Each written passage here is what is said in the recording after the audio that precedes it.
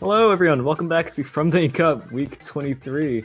I'm Elemental. I'm joined here by my friend and coward, Friendly. Hello. Hello. I'm proud. Right, so, no, you're proud. You're proud to be a Yeah, coward. I'm a proud coward. Okay. Yeah.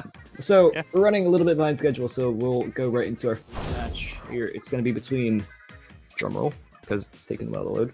We're going to be seeing Mug versus Crimson Ink. Friendly, do you know anything about these teams? Not much, but I do see that the chat is a little ecstatic about Mug. They seem excited for Mug, so I'm excited to see what happens. Crimson's also looking pretty good. You know, I like, you know, I mean, I don't know. It's gonna be interesting. I don't know much about the two. Yeah, I don't. Okay, I did the seeding for this tournament, so I'm not entirely confident in Mug. However, it seems like they've won the heart of the public, so we'll see how this goes. But Crimson Ink is a returning team From the Ink Cup, and previously they have done fairly well placing in the gold bracket, so we'll see how they do. Yeah. Why don't we take a look at the maps for this set, Friendly? Yeah, sure. So it looks like we're starting off splat zones on Sturgeon Shipyard. Sturgeon Shipyard. Yeah, splat zones on Sturgeon Shipyard. This is I don't know. I kind of like it. I kind of like it. Kind of like it. Kinda Play like backline. Yeah, so I feel like this isn't fair. I'm a backliner. You know, so I kind of like it. So Splat zone Sturgeon. Like, I don't think I've met a person that doesn't like it. It's like universally loved. So, you know, we'll start the set out there-ish enough, right? Yeah, so that's it's pretty good. It's pretty good.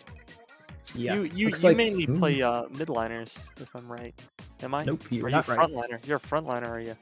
Yeah, I'm disgusting, and I play exclusively what's in the meta. Not because it's best meta. I play Splash and Splatter Shot and like Machine, and I'm like gross. So you know, this map it works for me. All right, looks like we're ready, and we're about to get into the match here. So why don't we take a look? Yeah, I'm excited to see what they're using.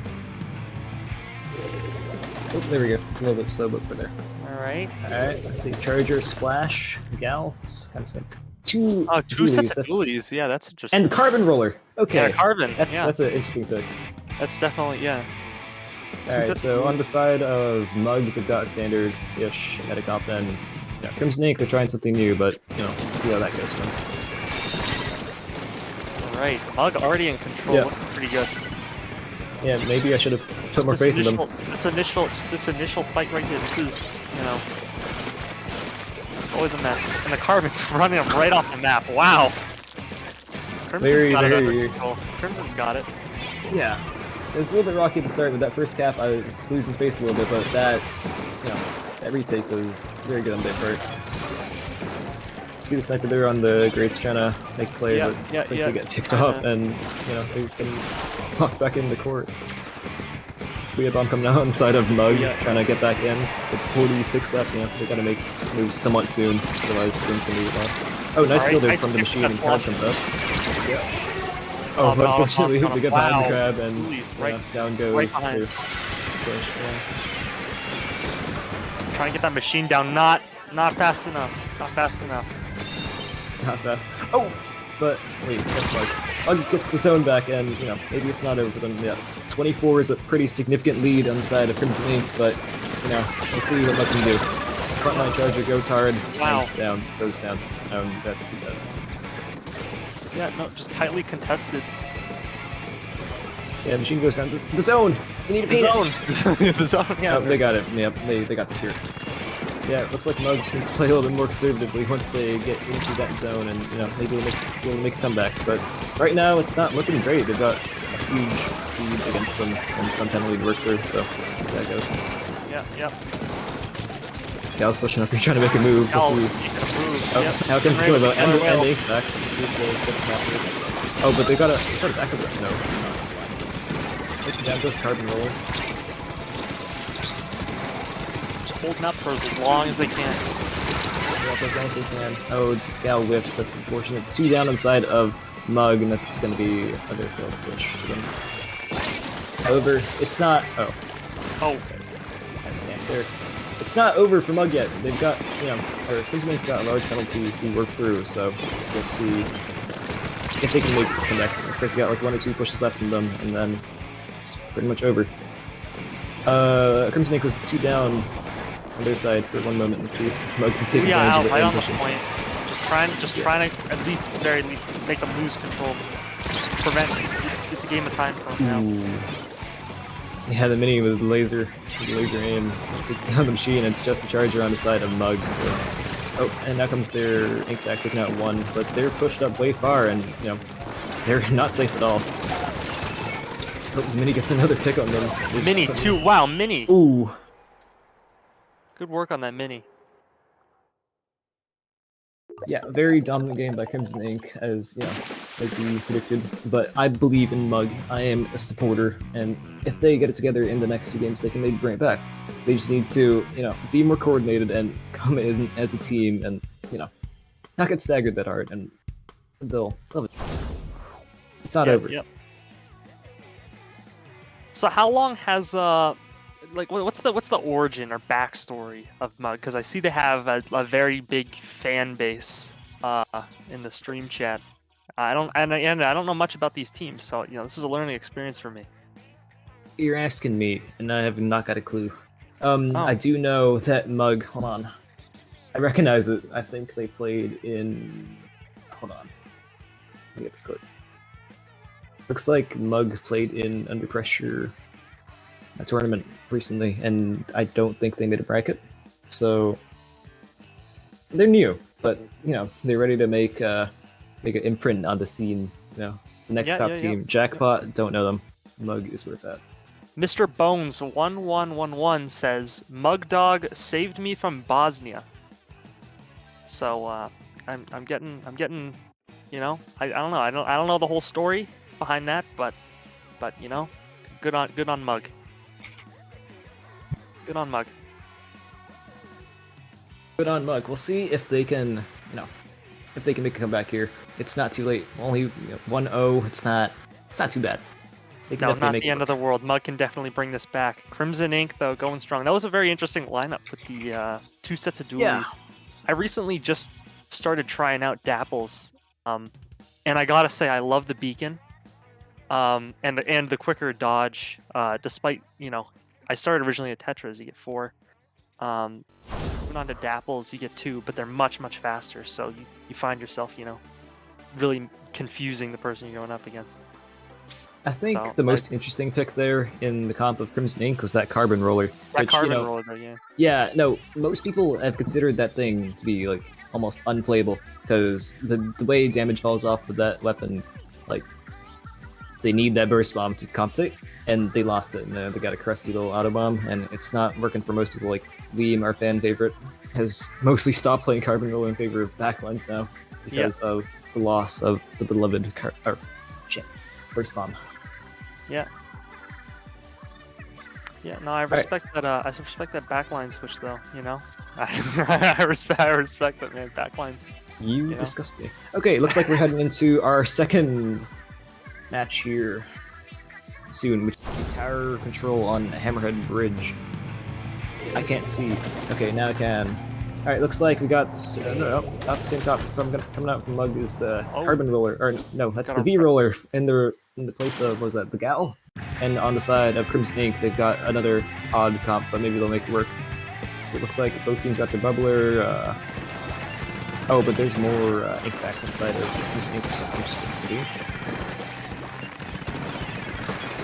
Yeah, I see that Squelcher just flying for range, you know.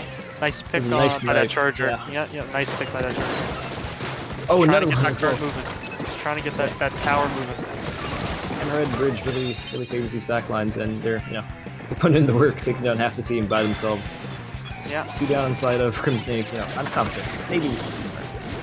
I don't know who I'm rooting for. I lost my train of thought, but I see the sloshing ready with that booyah, just in case. Just holding on to it, sending it out right now. Actually, just trying to get past that choke point. Yeah, 3 down on the side of Crimson Ink. They're really staggered. They need a 2 down. Wow, 2 down. Yeah, 2 go down. 2 down. Ink Jack just trying to get it out. There you go. Yeah, see if they can break that checkpoint, and let's do that. Not quite. Not quite. Yeah. Yep. There's the piece of Mug. Wow, rollers. rollers. He's Wow. getting it done. He's getting it done. Truly the commentary ever. Alright, looks like Crimson Ink's pushing back into mid here. They've got 4 specials on the board. They got the Bubbler, there it is, Ink back, and Tri-Strike and Stamp, so we'll see what they can do with those. That Charger's gonna prove a challenge for him, I can already tell. We'll see. Crimson Ink making it to the first checkpoint already, using 3 out of 4 of their specials, and they're 2 down on their side, so we'll see if they can even break the checkpoint. Looks like just before they get on, the... Oh my god, that was a good Charger, start. just a very nice shot, very nice shot. Oh, and then, or less, oh, well, okay, There you go, redeemed. yeah. Now, Crimson Ink went down right at that checkpoint, and they're weren't able to pop it with 4 specials, which is, you know, not what I expected. I expected Nice next pick. century. Nice Yeah. pick. Huge. That Charger is, you know, they're back, even worse than mine. Oh, Diabon coming out on the side of... this is Mug. Nice. Getting them off They that take down tower. 3? Oh, alright, 3 down the side of Crimson Ink. It's not looking good for them. You know, halfway through the match, they haven't been able to break more than that first check, and consistently they've been getting staggered. Yeah, just keeping them back. Interesting choice of spec cam, launching the roller. Alright, Inkback's coming out on the side. They try to use the stamp, and they... Oh, wow. Stamp, yep. I thought the stamp Wow! died. It was the V-roller that died. Yeah, nice full kills, I think, from that stamp there. So maybe, you know, they'll take this opportunity to retake mid and maybe push and get that comeback. Just trying to 3 ink minutes. as much turf as they can. Just trying Yes. to recover. It's between the game where you paint the ground. Shocking. Yes, shocking. Indeed. Yeah, that Charger there on that snipe is going to be a huge problem for them. They keep, you know, hitting those shots like they had them. Alright, this is a repeat of what they did last time. They used the Tri-Strike right here, checkpoint, and then they all got folded. So yeah, this goes. Oh, the next kill. from the Charger. Nice collapse And the from that Booyah Charger, bomb comes and the out. Booyah. Completely Yep. shutting down that push. Completely shut down that push. Push is dead. Indeed. Maybe we'll see a game 3 come out of this if they keep playing like how they have been. I have faith. I have faith. Yeah. Everyone just building up the specials right now. Mug is very close to getting that Booyah Bomb, and Crab here you got the Ink back and that Bubbler, which comes out right there, so yeah, they're ready to make a push. So it looks like they're they're both 1 down on the other side. Out comes the Booyah Bomb, gonna apply some pressure to them. Yeah. And they got stuck. Nice for that back. Nice for that Ink back right there. That's well true. Yeah, if it was just it came out a little bit earlier, they wouldn't have gotten the controller and good. But either way, then like managed to capitalize on it. So what's it matter? The frontline jet sculptor is going crazy. Yeah. Gets picked off. Who would have thought? Machine's just trying her best here against. Oh, gets nice. No, Machine's using those ledges to Yeah, their nice advantage. Yeah, Use them to their advantage. What you need. yeah. 3 downside Crimson Ink. You know, Grab tank on card. Here we it's go. really not looking good for them. Oh, that comes Booyah Bomb again. Just getting them out of the way. Yeah, looks like the mini splat was just trying to flank, but it didn't go too well for them, and they got picked off as well. Nice. That's a really good bubble for them. Yeah, Crimson Ink, this whole game has just been really staggered and have been unable to just get back into the game. Like, they'll make a push, and then, like, they'll be, like, all Are we looking playing at- together. We are looking at a game 3 here. It's gonna Yeah, we're be looking at a game 3. for Mug unless the rapid clutches, and it doesn't, so Not quite. it's too Not bad. quite. I love the Mug fan base. Alright, that was less of a close game 2 there for Crimson Ink, so I'm really, you know, I was confident in Crimson Ink. I seeded them fairly high. However, with the performance in the first and second game, I have no idea who's going to come out on top for this set. Yeah, this is definitely going to be a close one. I feel like This is going to be a close one. Crimson. You know, I don't know. This could go either way. Really, this could go either way. Yeah. You know. What Crimson Ink needs to do is they need to like stop bunching up together. They need to spread out more, cover more ground. You know, build up the specials before they push, and you know, like time them correctly. Like they used them all at once, and they did a whole lot of nothing. And that, you know, that usage of special just didn't help them with the push. And then they got soloed by the Charger because they were all stick together. So, Yep. yeah. Mr. Bones 1111 says, "I knew the type 2 diabetes I got from Mug was worth it for the support." so it looks like the fan base is very dedicated to Mug. We'll be Yeah. heading into Game 3 very soon here, which is going to be Rainmaker on Scorch Gorge. Me personally, I hate this map with passion. What do you think? Well, as a backliner, yeah, you know, I like Rainmaker, and you know, I don't mind He likes the Scorch map. Gorge. I don't mind Oh. Scorch Gorge. I don't mind it. All right, we're just gonna leave it there though. All right, because I Yeah. don't, you know, it's there's some nice spots on Scorch for backliners. I feel so. I Some- think I have an some nice unpopular angles. opinion about Scorch Gorge. I really hate it, but in Proving Grounds recently by IPL in I believe the losers finals, Last Resort decided to pick it 3 times in a row for the counter pick. So Oh, yeah, some people really love it. It looks like we're heading into Game 3. Same. Ooh, flings a roller. The meta. Yeah. yeah. See those dapples and that carbon again. Just Yeah, sticking Mug's with it. got a solid for this. You know, lots of missiles, Booyahs, all that. It'll put a lot of pressure on them. Now, Crimson Ink, you know, I have more confidence in their players, but their comp is very interesting. Dapples might be a good pick because that cooler on Rainmaker can manage to run it very far. Carbon Roller using a lot of flicks and hitting a lot of nothing. Yep, that Charger's in a very good spot. Just keeping them back. Just trying to keep them back. Yeah, we got a roller Flings a button nice- and nice flings pick again up, because flings it is a balancer. Nice. Looks like Mug's taking the rain out. Yeah, they got their hands on it, but didn't get it too far. Yep, out comes the missiles from Mug, this will, you know, push him back and they'll probably get a push in. 3 down on the side of Crimson Ink, so... Oh wow, we probably be the might chance be of a looking shot. at a break. Yeah, we're looking at a break right here. Where we go? Yeah. Alright, we got the super important ball thing. Oh, a full And a wipeout! for wipeout. Crimson Full Ink. wipeout. Might be able to get some lane Yeah. back. They need to paint up here. I don't think they have the time to rush in, but out comes the Zipcaster from the... Oh. The Zipcaster from... Okay. Seeing what the little Zipcaster. Yeah. Alright, well they got go down again, on they the got side the of Crimson Ink. The push is very dead, I believe. Oh, no, looks like they're coming back. push Alright. on, push on. Trying to break that barrier. Yep, we're sucking Nice off the break on that Rainmaker, barrier. and the Rainmaker does get that checkpoint. So, you know, it's not over for Crimson Ink, but that was a rocky start. It's just the Dapples right now. They're not going to be able to get that lead, but, you know, they can fight another big no, Alright, looks like 4 down on the side of Crimson Ink, basically their chance to push and get some more points, turf, all that. Get some more control back. Control is the word I wanted. Splashes, trying to take out this card over here, but he's very sincere here. They're not to get outranged. The Pro's picking them off, Crab though. tank. Crab tank Yeah, is but- trying to keep him back. Somehow, with even all the specials, you know, Crimson Ink is the one that ends up going 3 down on their side. So, I think the Crab Tank from Mug to see if they'll get any picks. They apply some pressure to the Pro on Snipe, so they'll have to abandon their, you know, really good position.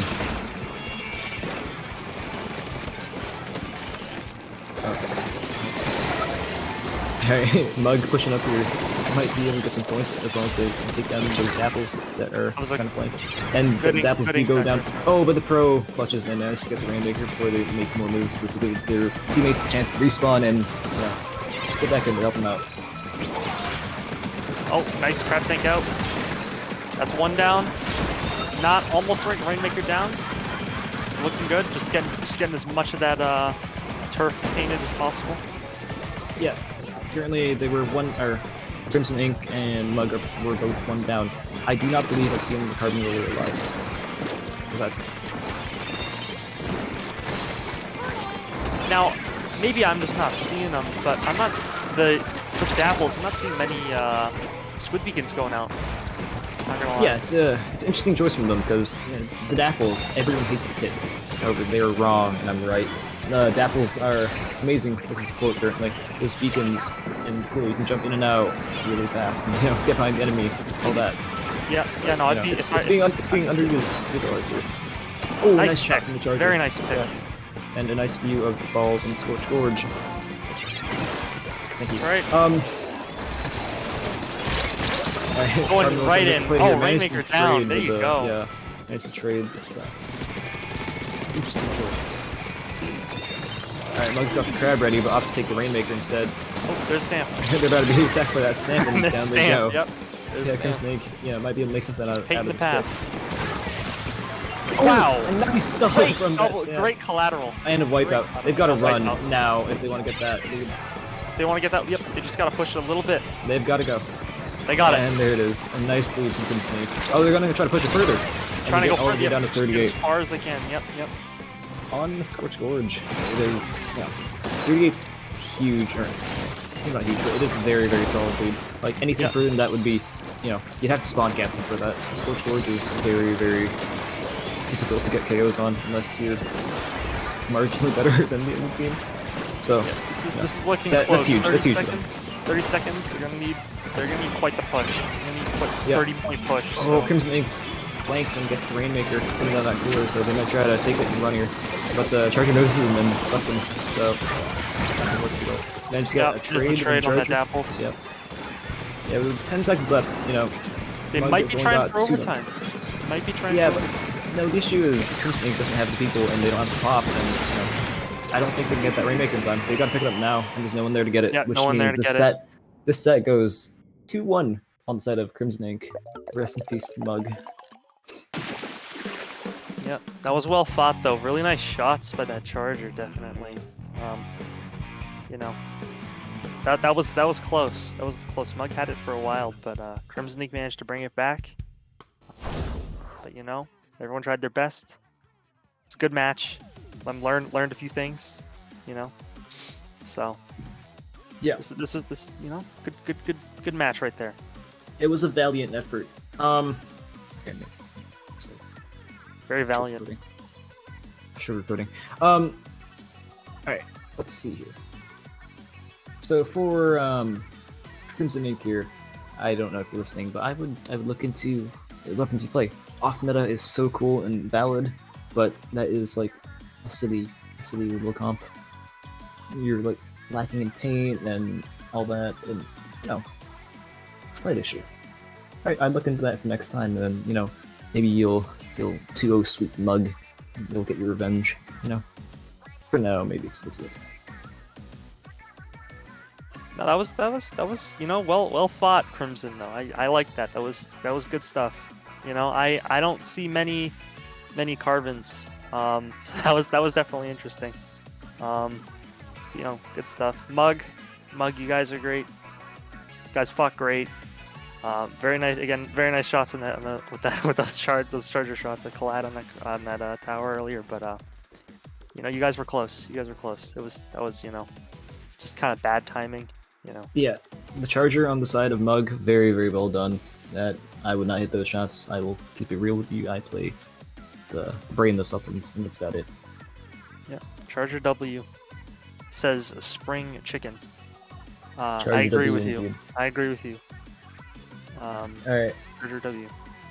Okay, so what we'll do right now, while we're waiting for our next matches, we'll go on a quick break and figure out, you know, who we're gonna watch next. So, you know, don't go anywhere. Just keep the stream on, and we'll be back in just a few minutes. All right.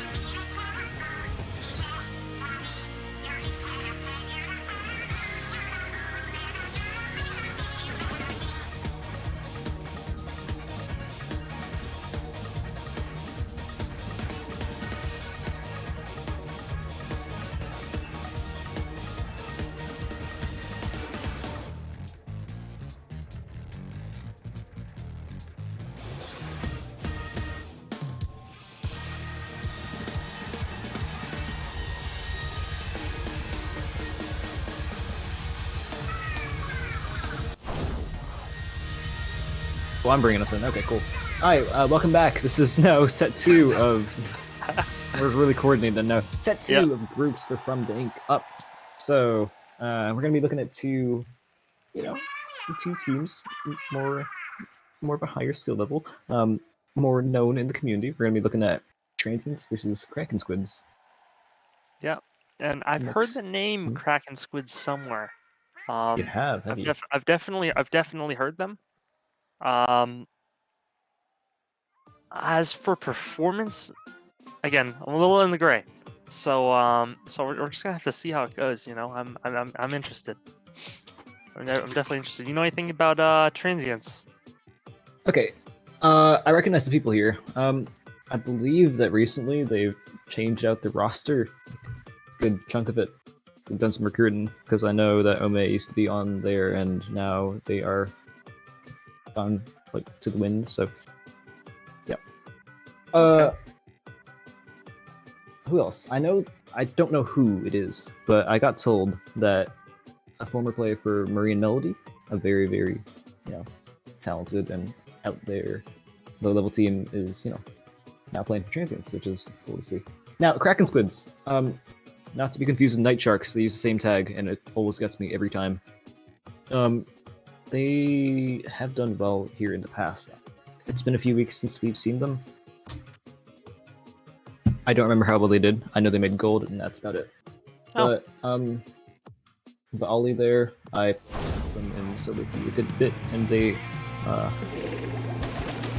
Oh, okay, cool, we're heading into the game. I know that. No worries.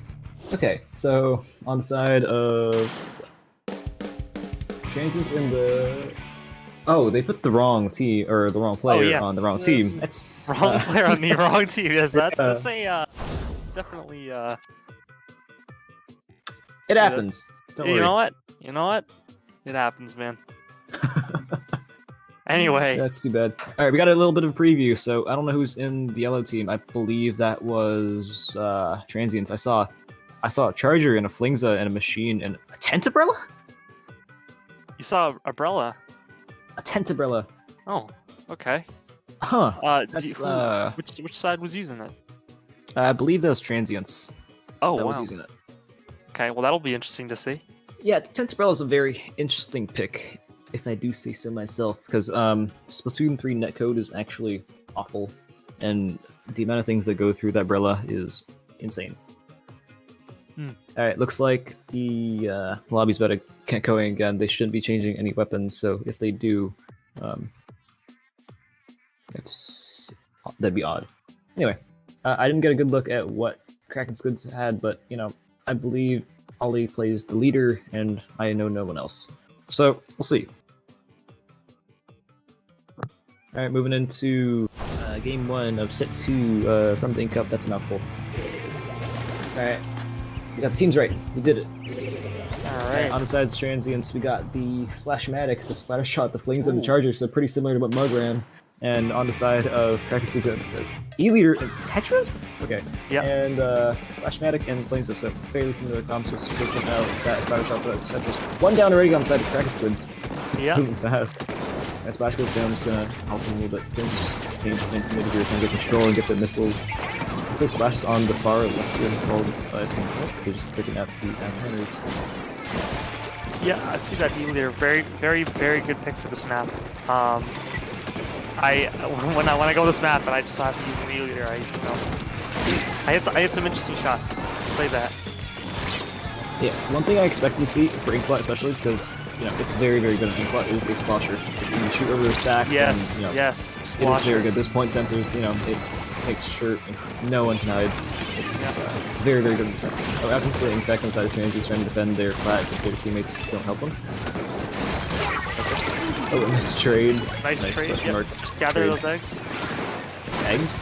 Sorry, clams. Eggs. Clams. I don't know why I call them eggs. Try Zuka out. Yep.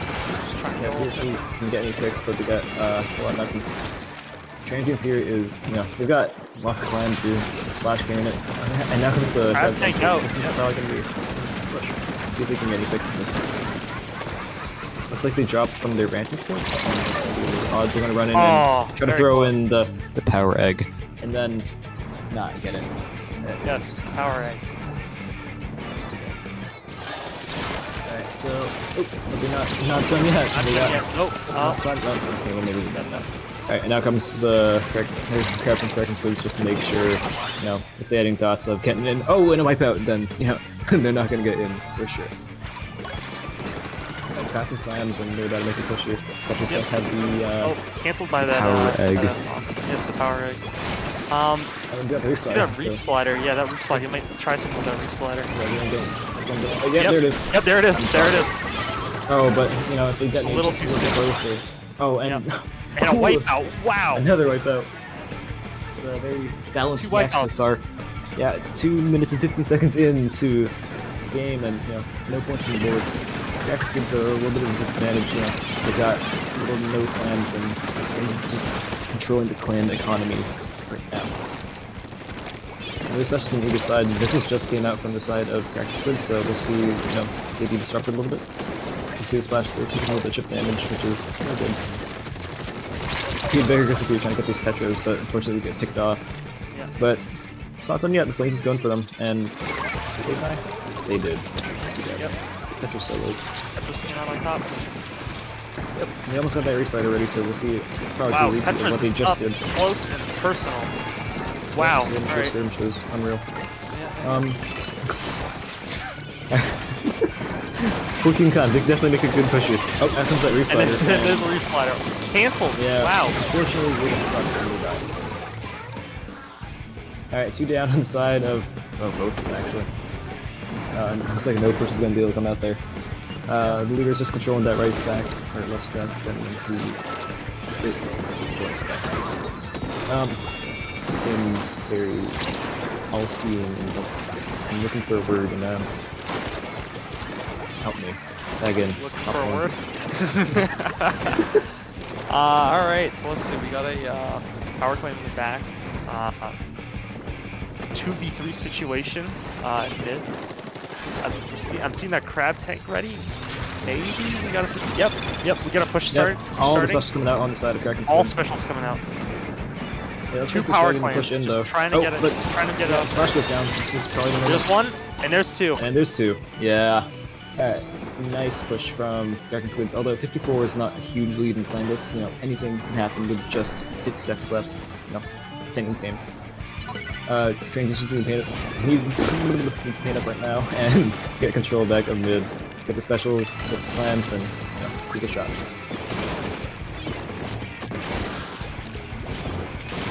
Top one. He's holding out on that on those missiles. Just holding off, getting ready for a push. Just waiting for the perfect time to get everyone to relocate.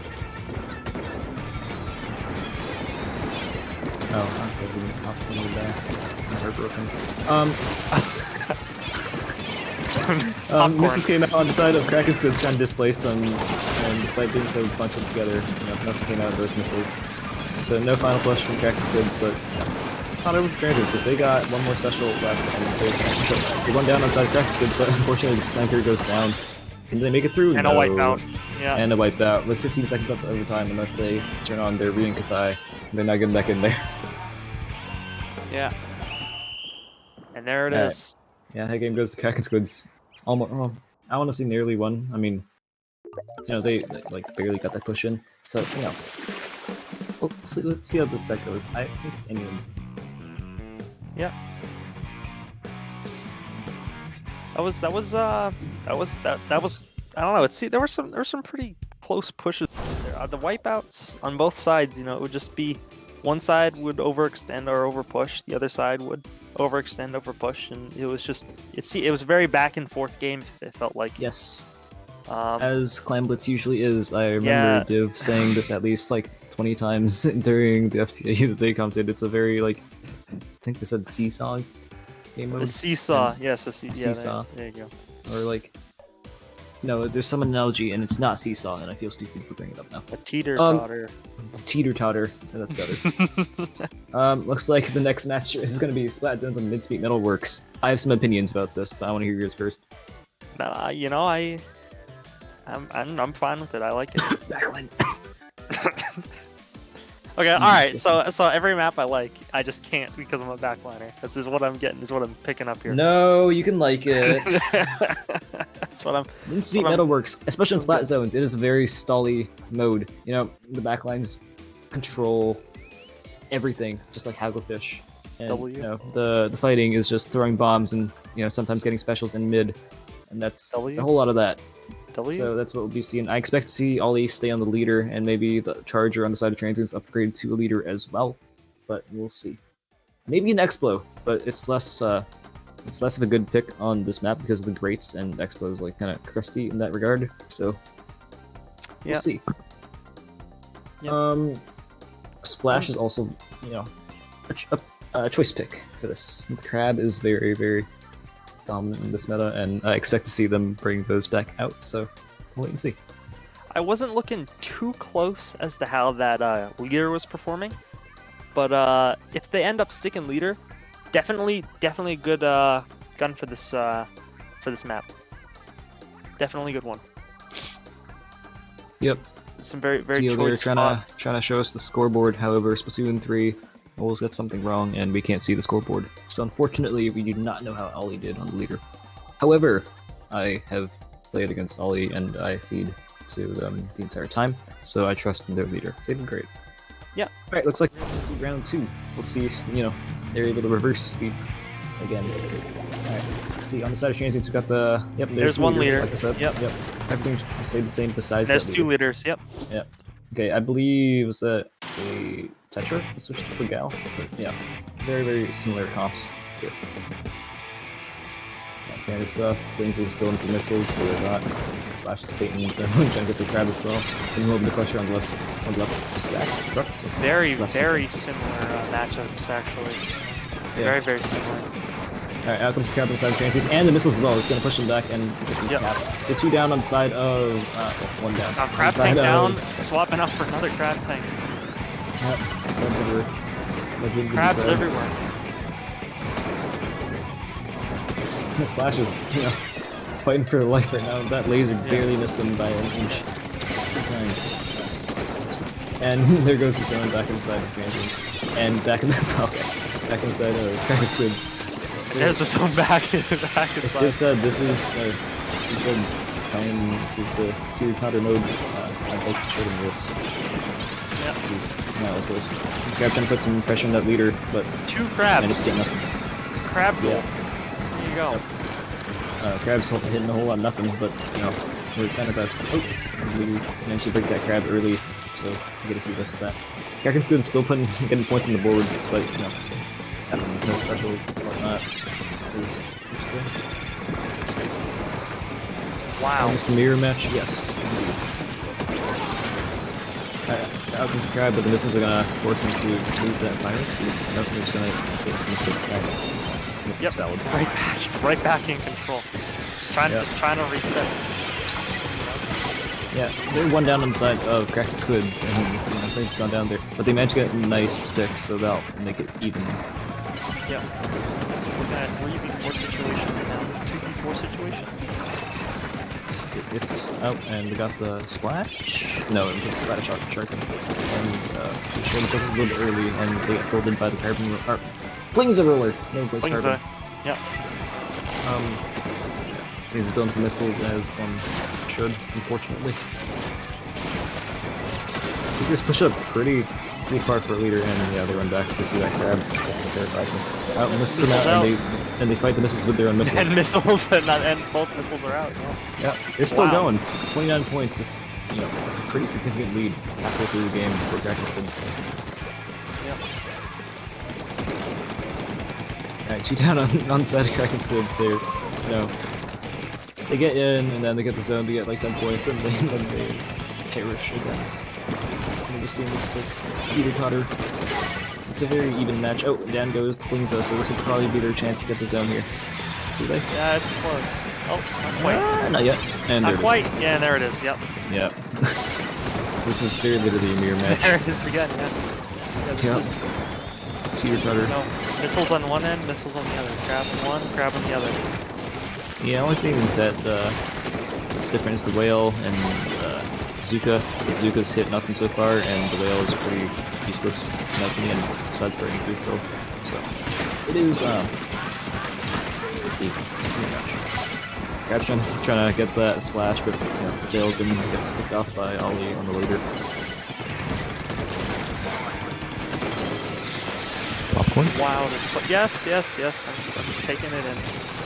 Taking it in. Got missiles ready, or Inkzuka ready.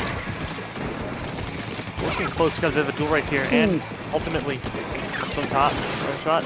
That's some nice aim on their part. Zukum's now trying to find that splash, but doesn't get that kill. Not quite. But they're gonna pressure him enough to get that zone back and, see the harder moment. Truly. Yeah, this is gonna be a close one. I have faith in Transients. Transients isn't out of the fight yet, but it's still sizable lead, and they've done good work through. So if Kraken Squids can, not get staggered, push back in, coordinate the specials, all of that, then they'll have a better shot. Yeah. Oh, and that leader on the side of Kraken Squids. Oh, yeah. Alright, so the leader got the other leader, and then the shot got the leader. So they're looking even. It's 2-2 situation right now, and looks like Kraken Squids gonna get that zone back, unless. It's trying to hold on close. to your life here. To... And they barely managed to get back. They can hold on for just a few more seconds. They can get that lead, but it comes back in favor of Kraken Squids. Yep, and they've only got one up on the side of Giant. Up. Never mind. And there's the wipeout. Yep, 10 seconds. I don't think it's gonna be enough. I don't think so. Unless they make a clear play right now. Got no shot. Not quite. Yes, Yeah, not quite. Good effort though. Good effort. Yeah, a very close set. Both games, despite it being 2-0, Transients was almost there. So that was it shows skill. Yeah, that was a very close matchup right there. I believe this is going to be a play all three, and not just the best of three. So we will be seeing them play.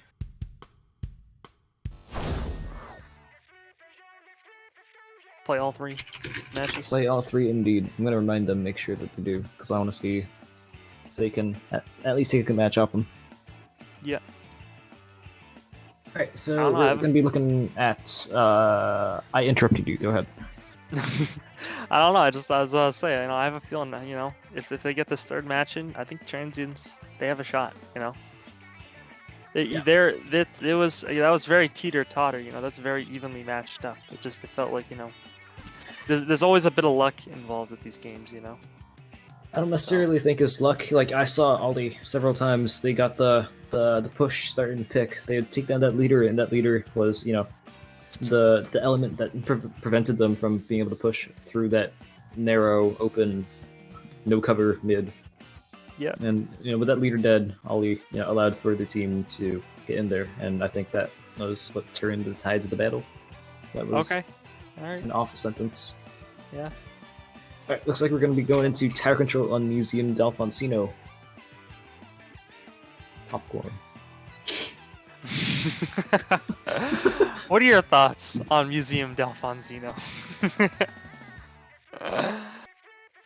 First off, it is not first to three. This is play all three. So, Kraken Squids has already won the set, but they can still take a match off them. Anyways, in my opinions, this map mode is awful. You don't like tower control on D'Alfonsino?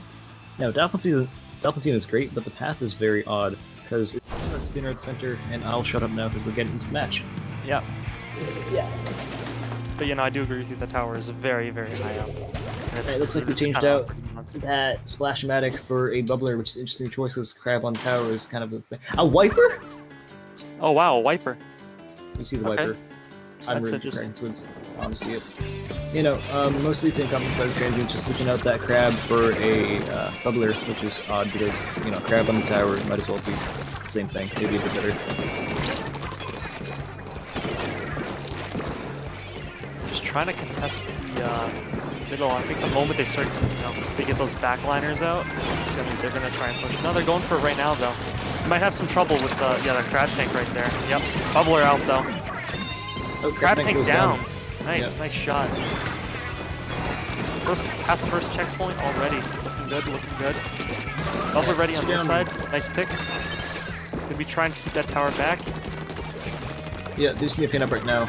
Transients went 2 down, and that was the end of that push. They broke that first checkpoint, which is, you know, I'm pretty sure it's not as, like... Yeah.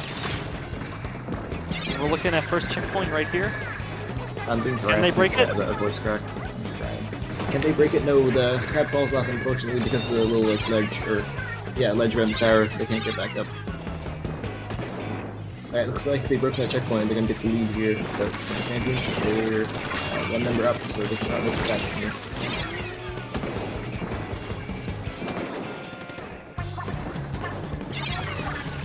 Alright, looks like the other commentator died. 3 down on the side of Kraken's Goods. Yeah, sorry about that. Looks like that's the end of that push.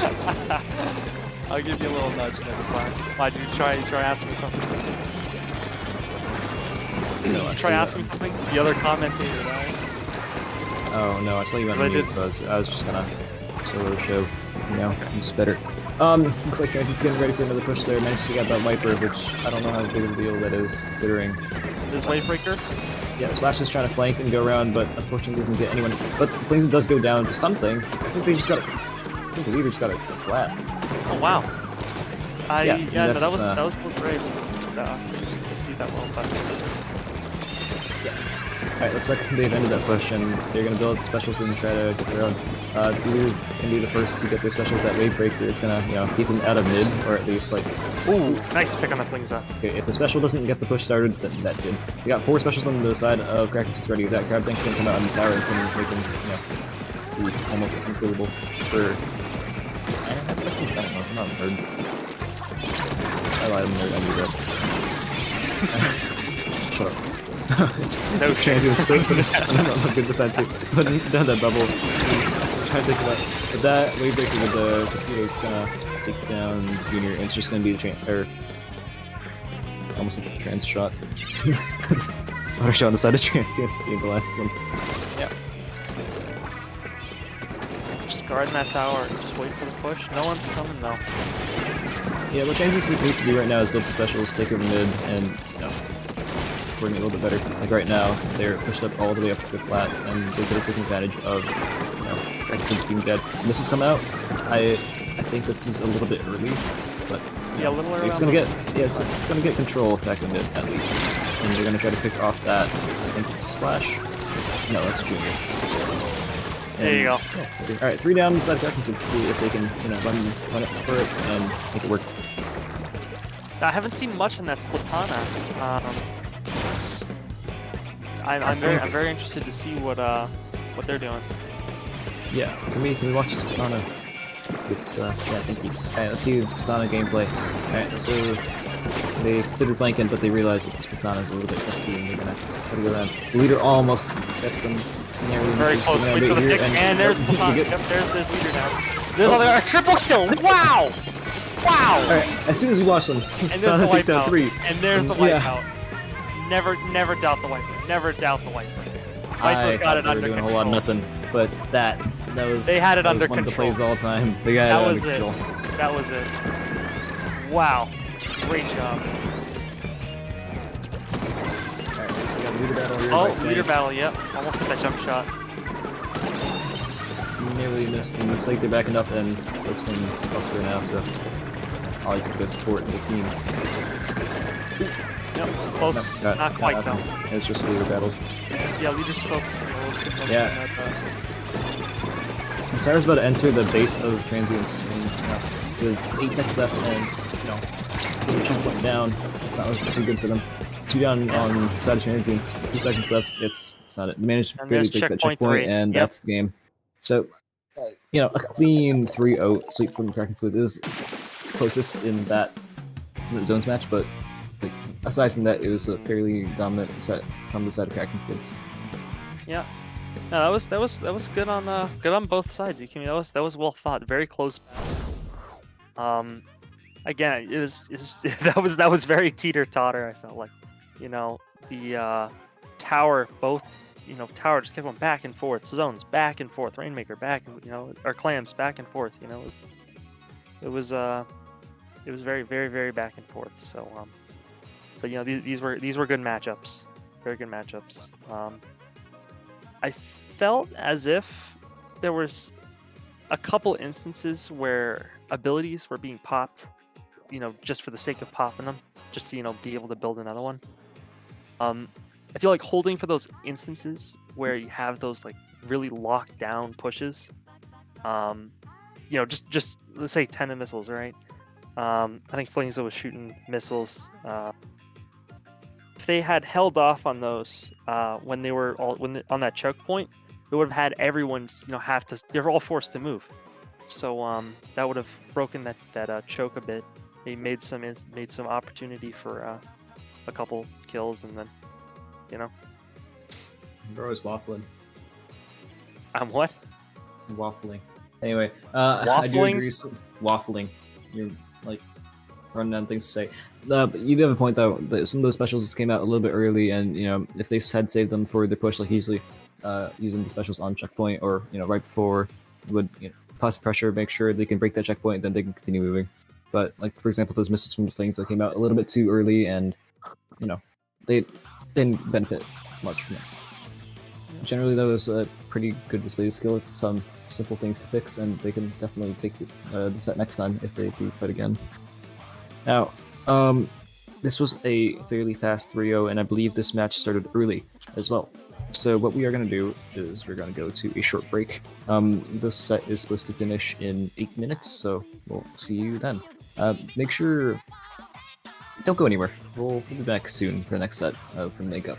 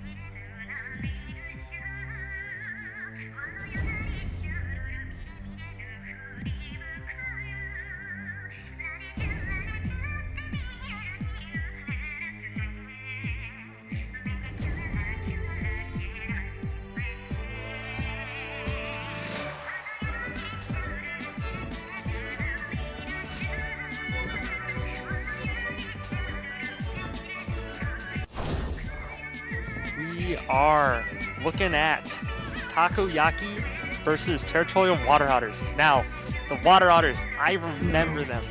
I remember them last time. I was rooting for them. And you know what? I'm going to root for them again. Not that I do not believe in Takoyaki, because I do not know how to play. I But do. So you're going to be Team Takoyaki. That's what I'm Team Takoyaki. Alright, I'll be And Team you're Water just Otter worse. then. Hear me out. Alright, let's see it. Let's see it then. I'm choking my food. I know God. Territorial Water Otters is an actual team. You can see the numbers in the name. That's for Low Wink and LSL. And Takoyaki's got a whole lot of nothing. However, they made this team for my tournament, and I'm rooting for them. They won the third bracket in my tournament, which is pretty damn good. Okay. They're yeah. Oh. Okay. Well, I have faith. Well, last time I commentated, Territorial Water Otter was there, and you know, my allegiance is with them. I will say that. I'm very interested to see how Territorial Water Otters has changed. Best of luck to Water Otter, and best of luck to Takoyaki. You know, I'm interested. Do you know the stage and mode we're gonna be playing?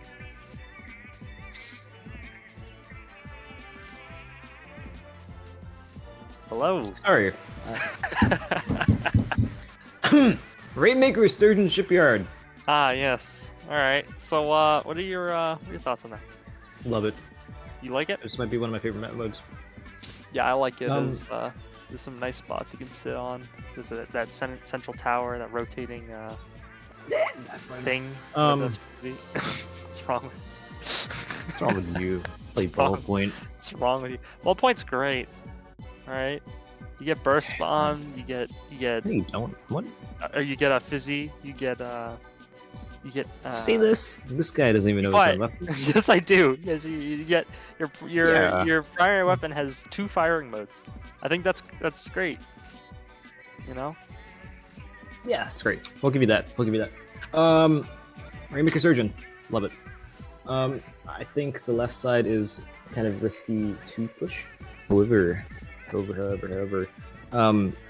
Bubbler would be a great pick for any comp here. If you put that Bubbler on the left, like the left block before you jump to that checkpoint, it is very safe, and that will get you that early 60 points. And then afterwards, you'll be able to push through the right side and go through, the normal people way. Yeah. Yep. I'm not that boring. God, you're not even... No, I'm sorry. I'm just. You don't need to yawn. Okay. Popcorn. Why didn't you do it? It's very honk shoe of you. You did this to yourself, right? Why don't you do the commentary yourself? Oh, so I'm running the show now. Yeah, for a change, Okay. For a what's wrong with you? Get talking. Who hurt you? You, because you won't be my commentary partner in crime. Yeah. Yeah. Okay. So. Hop 2. Sorry. Hop 2. Hop 2. Okay. Looks like we have around 40-ish seconds before we get into the match here. Takoyaki's very confident, all readied up, and Territorial Water Otters is feeling a little indecisive. They got no one ready. Listen, they may be the otters, but they can get to feel the water too. Look at that. See, they're starting to get there. They gotta feel the water. Test the water. Yeah, I see Takoyaki, team captain, and everyone else in chat. Focus. Not the time. All right, looks like we're gonna be getting to set 3, match 1, Takoyaki versus Territorial Otters if this loads. All right, we'll get going here.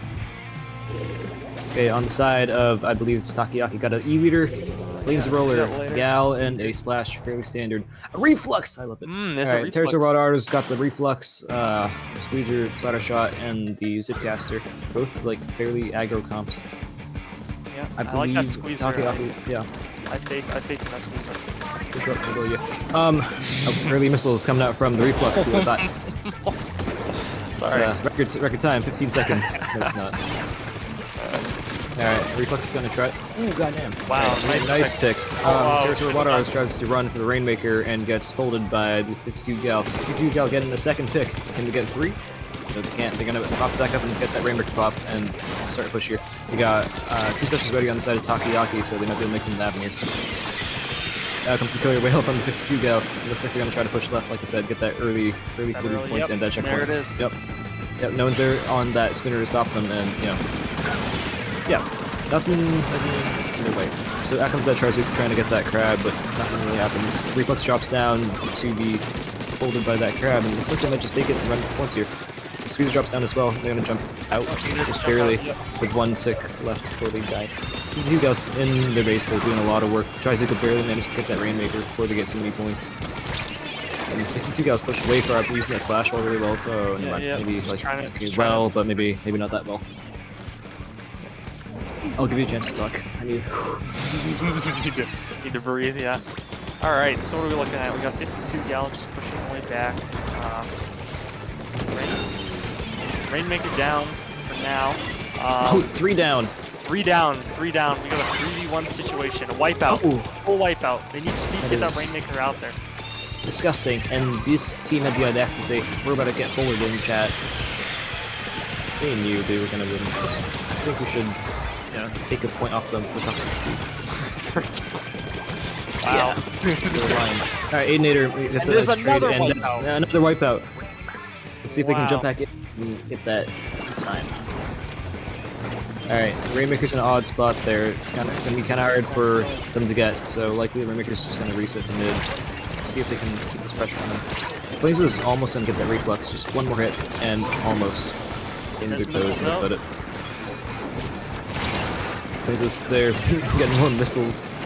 Oh, but reflex almost takes him down, and Squeezer managed to get that last hit off. There it is on Squeezer, yep. So far, it's pretty dominant game from Takoyaki here. 3 down again inside the territorial water otters, and 39 points on the board might not seem like a lot, but if they keep up this pressure for the next 2 minutes and finish out the game like this, healthy game.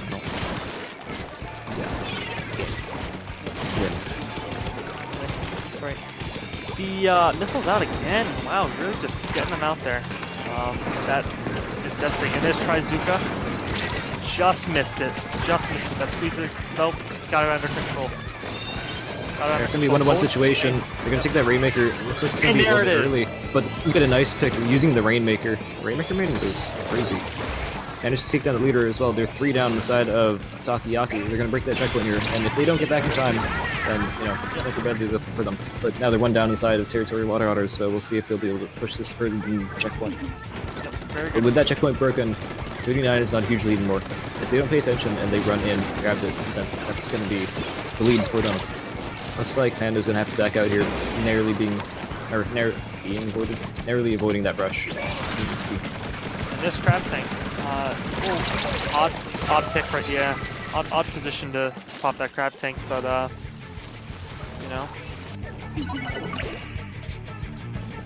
No, I don't. Okay, I know deja vu or something, because 3 down inside of territorial water otters yet again. Oh man, down goes that reflex. Dead in Fight Club. Popcorn. Yes, I know. I'm waiting for. Taking into view. Oh, nice pick on that Squeezer there. Okay, nice pick right there. Going for that reflex. Yeah, extremely aggro here, trying to get that reflex. Oh, there's one behind them though. Right behind them. They might be punished for it, but no, they don't. The aim moment. Oh, yeah. Trizuka. That Trizuka. Yep, really good time on that Trizuka. That's one thing I really like about Squeezer. Just that Trizuka just feels really good. I think people disagree because they think that hitbox is bad. I think alright. Oh yeah, minus the hitbox. It's inconsistent, but it does feel so good when you get a nice skill with it. Yeah. Are they gonna be able to get that ranging? It's not looking. Yeah. Oh. Oh, Takoyaki managed to take that Rainmaker at the last second just to seal the deal, make sure that they do get that win, and it's gonna be 1-0 on the side of Takoyaki versus Territorial Water Otters. I need to take a breath every time I'm trying to say that name because it is way too long. Territorial had a good push halfway through. That was really good. Yeah. A couple of really good picks with that Rainmaker. Yeah. Just overall, good fight right there. We got Davicom, one of the players for Takoyaki, cheering their own team in the chat. You know, a little bit of self-love doesn't hurt. Yeah. Alright, these teams are somewhat experienced, so we'll get into the next match shortly here. It's me, Clam Blitz on Hagglefish Market. PT, I want to have a word with you. This is so... What are your thoughts? Clam Blitz, Hagglefish Market. Clam Blitz on Hagglefish Market. Gotta say, not too shabby. Not too shabby for what. I mean, I don't know. I don't.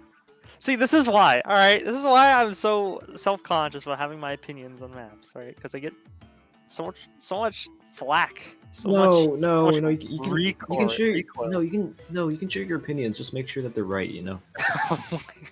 You're ridiculous. Yeah, I'm all ridiculous. right. You're ridiculous. This is a bad map mode, and I want to hear it. All right, fine.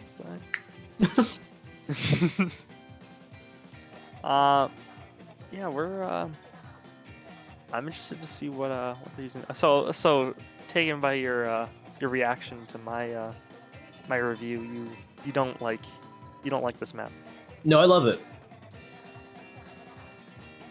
Okay. Okay. Personally, I know this is an unpopular opinion, but I don't like Hagglefish. I feel like that canopy with a leader or a Hydra X-Splash, it's like way too all-seeing, too much view and not enough cover. Like if there were like little pillows set up, like I'm gonna call it a pillow, and I hope you know what I mean. Otherwise, it sounds stupid. Yeah. If they had some of those pillows on those flanks, or even in mid for some of these modes, that would make it a little bit better. But I feel like now with say a leader on that canopy, and they're a good shot, then any flank and anything will be stopped because they can see both those flanks. They can see down mid into their core and on that canopy as well, and there's nothing they can really do about it. So teams have to try really hard to displace the backliner on this map to be able to get in. Otherwise, they will get folded. Thank you. Okay, we got a DC on the side of the host, so that's cool. Let's see what's going on. But yeah, hence the explanation. You can see why I like Hagglefish. Sounds like a issue having to do with skill, but I'm sorry to hear. Say a skill issue. I do not want to hear that from B- rank. Do not. I am S rank. Do not. You have Uno. Like, I do not. Alright? Do not even act like I'm B-. I was B- like a week a ago. long time ago. Not a week! Alright, you know what? Yes, a week, because that sounds impressive. I don't want to hear it, I do. Yeah. Yeah. I'm right, you're wrong, and I think you should agree with me. I think you should just switch to backline. You know what? Maybe I will. Maybe I will. Yeah. I'll stop playing. I will be the best leader in NA. And my MVP, don't know the them. moving target Very a lot with a charger, so I don't want to hear it. Okay, I don't want to hear it. We're gonna forget about that? I have impulse control no, we're because not. something bad that I can't say on the stream. I have impulse Yeah. control. Yeah. It's fun. It would have been funny, but I would have get shit for it. Alright, looks like we're getting back in the lobby here, and then we'll get into round 2 eventually, hopefully soon, of Takoyaki versus Territorial Water Otters. Soon. I need Minty to join right now. Get in here. Please. Minty, please join. Alright, they did not hear my cries for help. Alright. Aiden Eater 765 saying, "It's so shrimple," agreeing with me that yes, it is indeed shrimply a issue having to do with skill. I think you're way out of your league here, buddy. Out of your depth. Yeah, maybe I am. But I can. I like my backliners. So Yeah, I hope missiles get put on a shooter, and then you're gonna cry.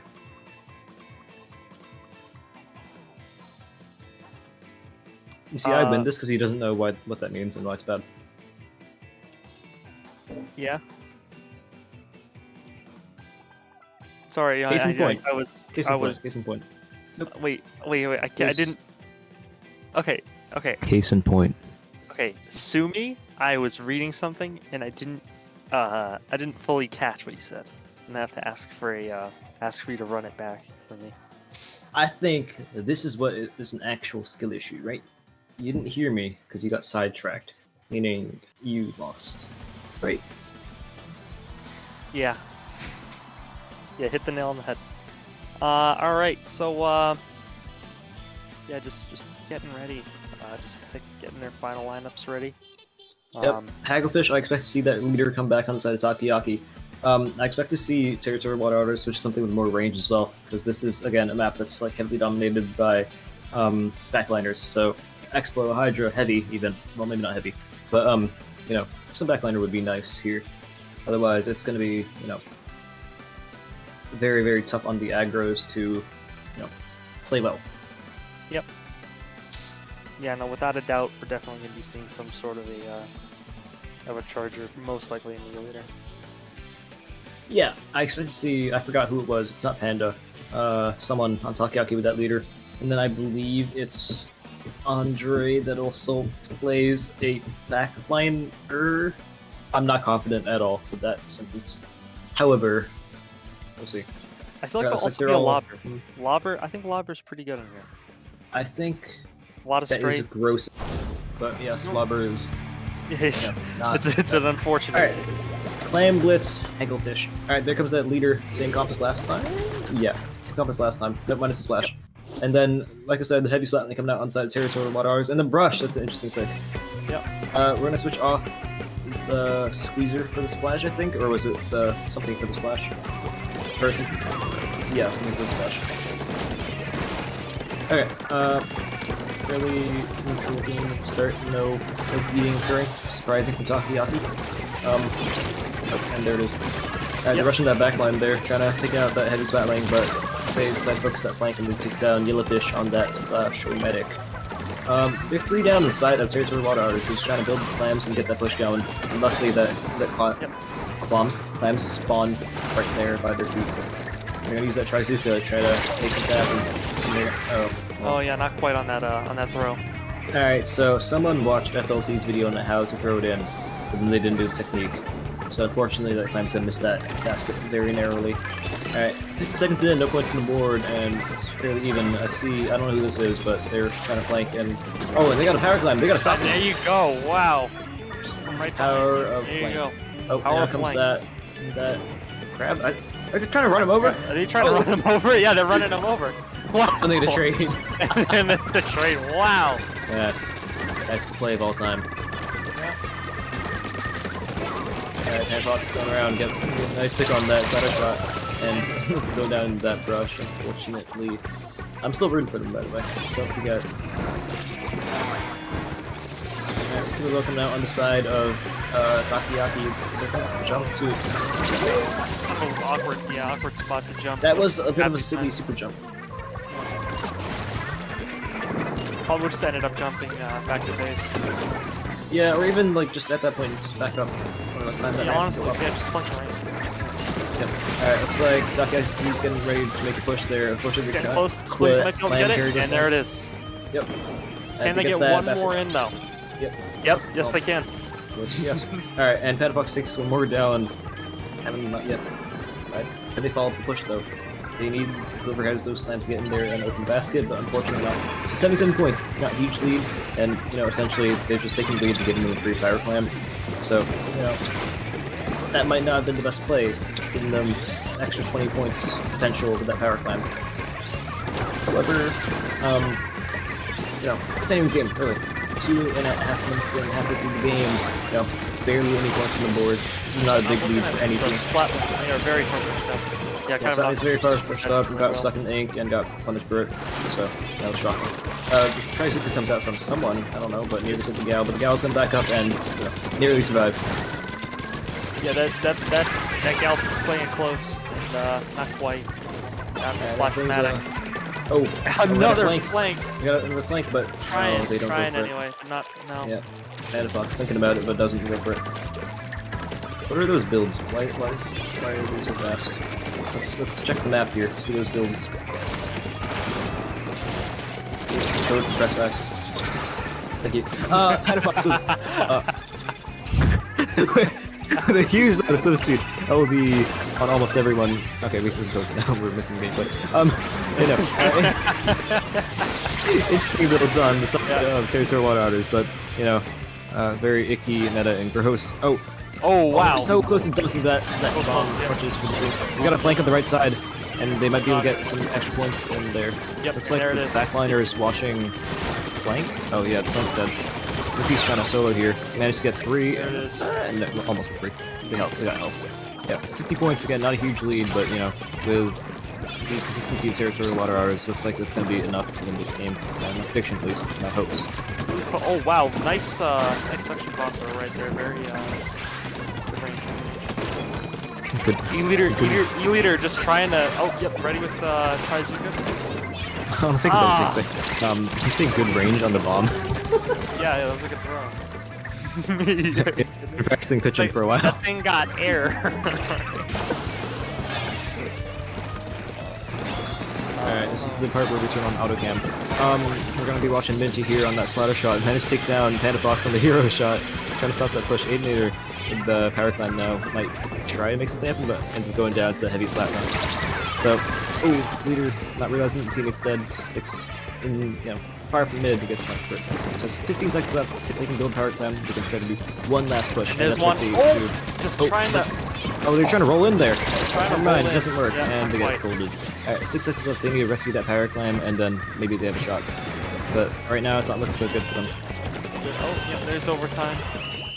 X about to go, and there's the It's gonna be game power for climb. Takoyaki. So Takoyaki's won the set 2-0. However, Territorial Water Otters, if they can get the act together, they can get a third or a game off of Takoyaki in this play all 3 set. So we'll see. Yeah. Yeah, that was an interesting match. The crab tank play was very interesting. Rolling the roller essentially is what we saw.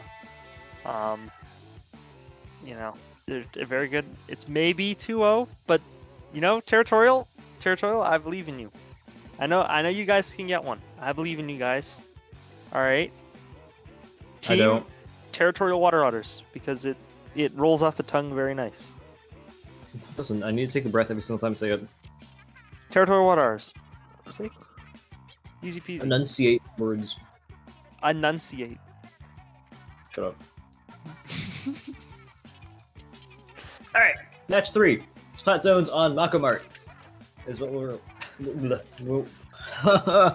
we'll be getting into. Is this the part where I say I like the map, and then you say, ew? No, this is the part where I say I like the map, and you say, Okay. oh. Yeah, I like Mako. I'm a huge fan of Mako. Who doesn't? Mako Mako. is in Mako's every great. single map list ever. I'm glad that they brought this back into Moray. Yeah. Yo, you didn't like Moray? No. Please don't tell me. Very vertical map. You didn't like that? I thought the verticality was kind of neat. Unless you went Lobber, in which case, yeah. No, Mario's even worse as a backline is Paradise. I do not like it. Also because I can't aim or play backlines. I played Jet Sculpture. Played past tense. Don't blame me. Played Dually Sculptures as well. Okay, but that was when I was C-. I played sticks and like I couldn't aim well, so I needed the 2 reticles to be able to hit stuff. Yeah. No, I never used those dodgeballs. I just needed the extra aim help. Just needed the extra shot. Moray you know? does need to stay dead. Man, a lot of Moray hate going around. As there should be. You know, I feel like there's not enough of it. It's not enough. Not enough. Kelp Dome, Moray Towers, Port Alright, Mackerel. Kelp Dome I did not like. Kelp Dome. Thank you. I was not a fan of. Thank That you. was- You're not irredeemable. That was really claustrophobic. I just didn't like it. Can you There's a walk whole further? level of it that you couldn't swim, so you just had to walk around like an idiot.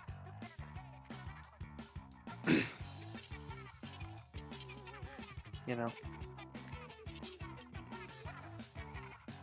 Yeah, kelp was interesting. Kelp was definitely interesting. I don't know. I thought the verticality to Moray was interesting though. Then again, I never like tried it competitively. You know, I never really took Splat 2 very seriously. You didn't miss out. Oh, and don't forget Arrow Animal. Ass. Looks like we're switching out the Splatter Shot for Splash-O-Matic, and then the gal's gonna stay, so the comp's gonna stay relatively the same. Jet Sculpture on the side of Territorial Water Otters. Interesting pick, because Jet Sculpture is generally pretty cheeks. Alright, we've seen the builds. Very interesting. I see someone, I forgot who, but they have a hell of a food feed on the side of Takoyaki. They're just pretty slow right now, so I'm gonna assume that would be Panda Fox and Splash-O-Matic, and a lot of speed. Need two mains to get that brush right there, get an assist on the zone, and they're in control. That's what they need. Squall, okay. Yep, Jet Squelcher's just gonna sit right up here, just gonna try and get a couple picks. Back, actually going out. He's trying to... Extremely early back. Yeah, a little early. Oh, and this Crab Tank.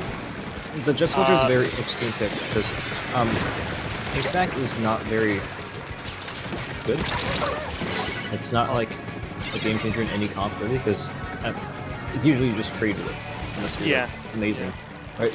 And then the Jet Sculpture itself, like without those missiles or the Stingray, you know, those two annoying little shits, it's not as useful anymore. And especially with Splatoon 3, like Leaders and, you know, Hydras, whatever, they're a lot more prominent, so it just lacks the range to be a great backline, and I think that was, you know, a choice pick.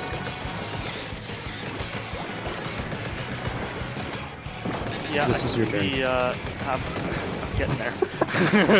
Yeah, if you would, you'd be so kind. I see Wave Breaker down. Just, you know, gamer retake. Well, you know, I think Water Otter has a chance to back up that whole tank.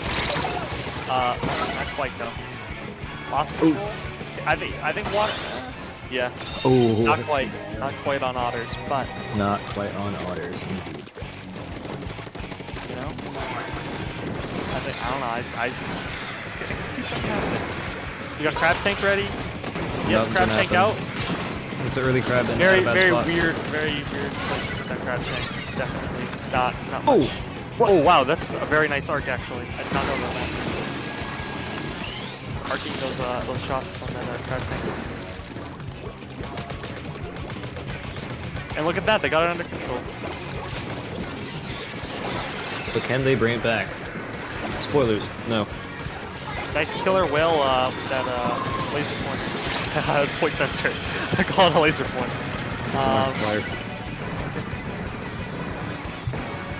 And it's plus 62 on Takoyaki, so.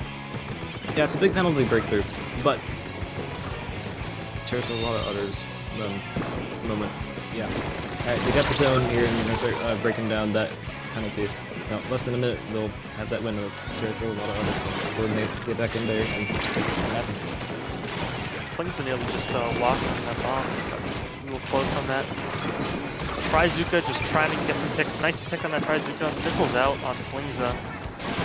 Just, you know, trying to play this back out. This killer whale. Just trying to spread them out. Get them all moving. Yep, and that's when they start losing control. Looking at a 3v1 situation, 3v2 situation maybe now. Got control again. Control water.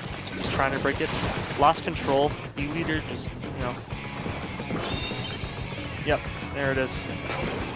Keeping them back. I mean, Jet Sculpture's like pushed far up, and that's not even enough to compete with the backliners and things or whatever.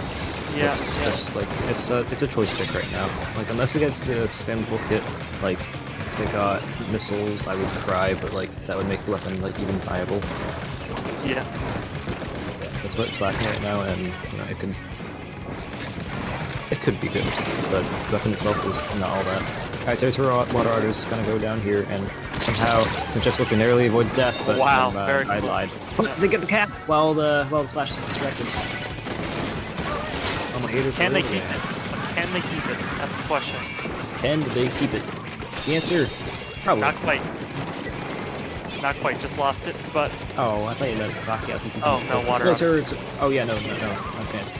My goats, Takoyaki, they're gonna win.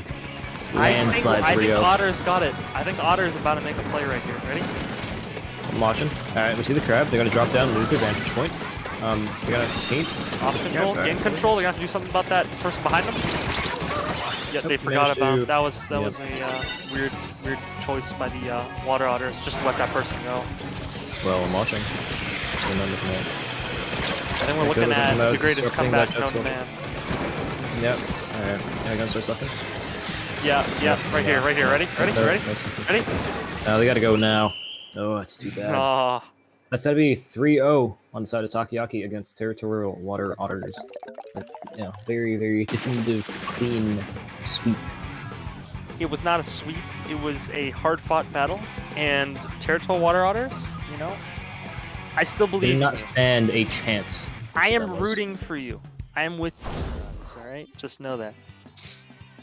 Territorial Water Otters will likely make it into the silver bracket, where they can lose in semis like last week. Why are you so disrespectful? I'm sorry. Water Otters, you guys are amazing. Don't listen to this. Water Otters, absolute... I believe in you. However, you need to work on your comps because some of that was a little bit silly. Right? Okay. So any closing thoughts on this? Because we need to like actually make the bracket. Yeah. Well, I want to hear what you have to say first, so I don't get canceled by you. My sincere apologies to the Territorial Water Otters. I was very into the bit. No. Yeah. I'm sure you're great, but I thought that was funny, and I'm gonna commit to it.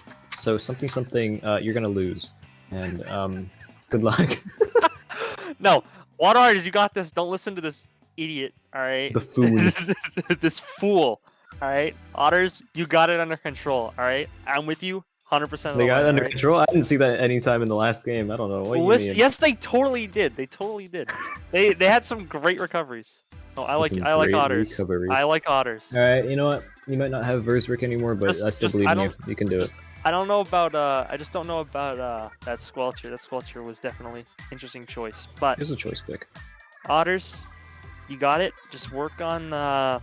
Like crab, like every now and then I'd see Crab Tank just get deployed on a weird angle. I thought that ramming technique was definitely choice. That was definitely choice. It was very interesting. No, but it was a sick. You know, I want to try that now. I want to get something with Crab Tank just to try that because I didn't know that was possible. You know, proposition, right? We got 4 crabs, and instead of shooting, we just like run in at them. We'll do that after the stream. Right. Pinball. Okay, well, like a, pinball. I don't know jousting. What else? Jousting. All right. Vehicular manslaughter. So here's what's gonna happen. Don't go anywhere. I know I said this 3 times already. 2 times. I'll say it as well. Don't go anywhere. Do not go anywhere. Give us roughly 30 minutes or so. We'll create the bracket, and then we'll get some of the spiciest matches of the tournament. We're gonna go and visit the gold bracket of Top Cut.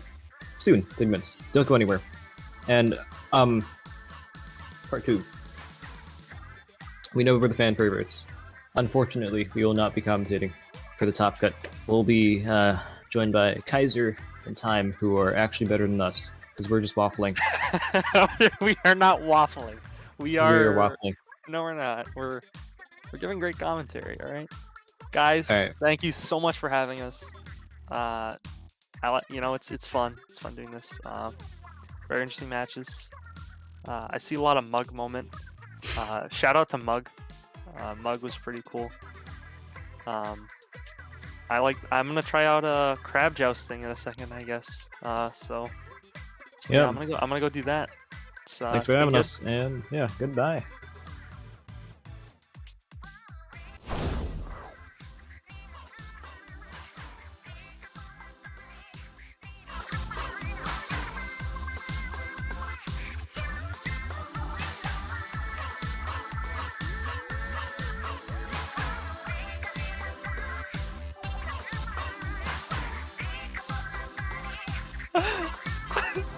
I would clip that in a. Wait, hold on. Are we muted? Wait, shut up. Yes, we are.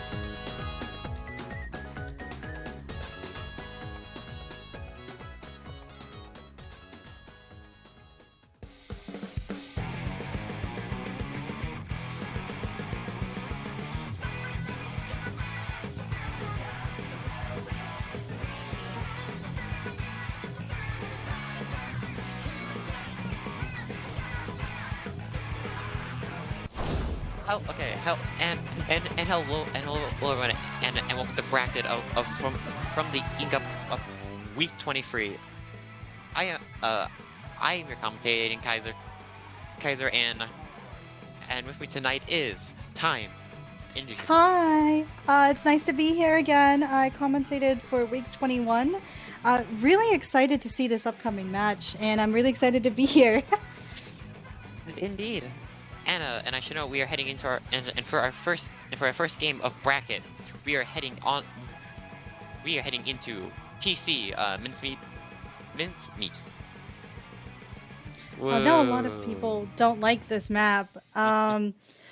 It's a very slow, as I've discovered while playing this map more, it's very slow. Sniping is king. So I wouldn't be surprised to see some cool sniping and a wipeout push that gets to at least the second checkpoint. What do you think? Okay, you see, the thing about this map is it's just Muscle Forge, but somehow worse. That's fair, because Muscle Forge has the tower going underneath the central platform, Yeah, and but here you it's start so above hard. it. Yeah, And and also, that Muscle Forge, bridge. mid was at least like all inkable.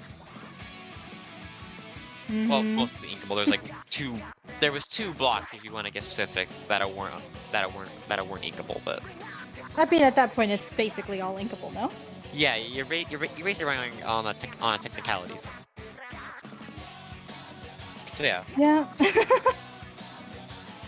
I will say at least saying Clam Blitz. Oh yeah, Clam Blitz just makes like Clam Blitz at this point on Mincemeat. It'll just go into overtime. Like, expect it to go into overtime. Expect there to Yeah. be a huge stall battle in the middle of the map. Like, that's just literally how it goes.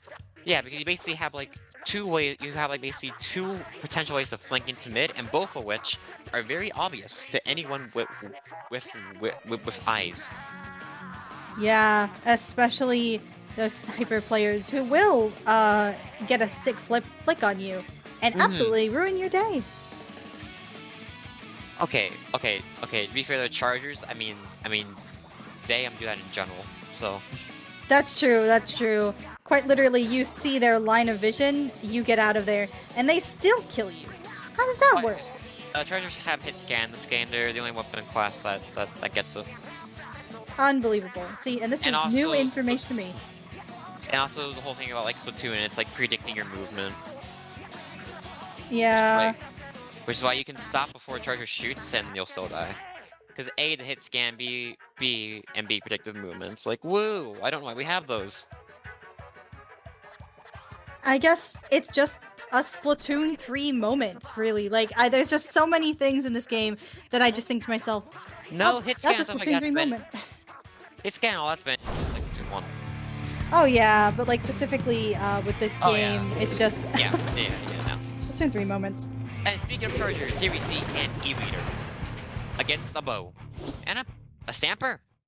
This is the first time seeing, like, I believe it's the first time seeing a katana type weapon. I don't remember anyone else using one until just now. Huh, that's interesting. I do know that the Stamper can be very deadly on this map, actually, with the Zipcaster being able to come in, flank the Charger, so you always want, like, one of those short-range shooters next to the Charger, just in case of an emergency scenario. Yes, and I know also, I think it's different the moment map, but it's possible for the Zipcaster to go out of bounds. Oh yeah, and climb around the side. I do think on this map and mode it's not as useful. I don't think you can do it here, if I remember correctly. I know it's flatly blocked. Definitely. That being said, Avian gets the wipeout after doing an early push and is able to get that tower almost to that second checkpoint, as I was talking about earlier. Yes, and yet, with that we are seeing here it goes to Stamper. Stamper getting back to the bench. Trying not to die to the Charger. He does use his Zipcaster and is going to try and find a pick, but it's pushed back by that was shot free fire. Yeah, free firing is extremely important in this game, as well as like just general pressure. Gets you a lot of control, helps you keep the enemy out. That being said, There was a Redacted lot is happening there. They were trying to dance on that tower, but that sniper did eventually get the pick.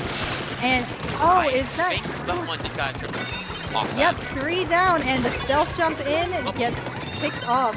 So it looks like Avian is about to get another push up into their, might even jump into their court.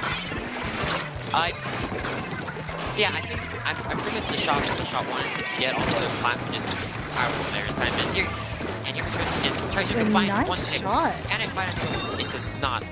But what was that? Avian is already at second chance to break through it. Very nice ink back I saw from Avian. It was able to help them keep control as they were having enemy fire, and it enabled them to push forward and possibly even touch this 3rd checkpoint here. Yeah, I mean, yeah, they should be able to have an reason to reach it, and they have. And the sniper's pushing out is basically just trying to force back the shot. And the E-leader set up in his dead. This E-leader and this bow are having the fight of their lives right now. Stiffer is a very strong weapon, but when it gets close quarters, it feels very slow, and it's not able to get the picks that it really needs to. Yeah, and speaking of this Katana class, that is, I think, a common misconception with the weapon class, especially Wiper. You don't actually want to get close. You want to utilize your range more. Unless you see an opportunity to get in close. Oh, and that shot goes down with Zuka to that sloshing machine. Indeed, and then the Slasher has popped Booyah, meaning it's gonna be Redacted's turn to get their first push in, or not, their second push in. Yes. And ooh, almost getting that nice pick on the Charger. Charger does end up going down for Avian, and this means that Redacted now has the momentum to possibly even get lead here if they can ward off the people who just If they can, respawned. but I think the Luna has just found that's a wipe out on the side of Redacted. Now that is an unfortunate wipe. That Luna just having so much range with that that blast, it's actually insane. And an unfortunate kill on the shot when they pop their Zuka. Okay, a lot just happened there. Wait, A lot happened. okay, so apparently this Flash did not die to back, it died to Charger.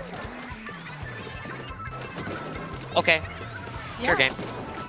And as we are going into it, it looks like they're trying, Redacted is trying to push back in with their specials, but it's not really keeping anyone out of mid. In fact, Avian is even touching the tower to try and keep Redacted off of it with a nice snipe from the Charger, getting him off.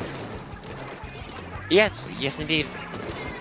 Indeed, and the Charger's taking a low ground aggro position in mid. Hello, 96. And with the final 15 seconds of Avian. The final 10 seconds now, Avian is feeling a little ballsy and pushing for that push. They have advantage, they have the back. Breaker and I don't back on think tower. there's anything to push them off. And that, yes, and that there is back on tower. That is true, that is back on tower. That being said, that was a very close game. Very powerful. And then go for it.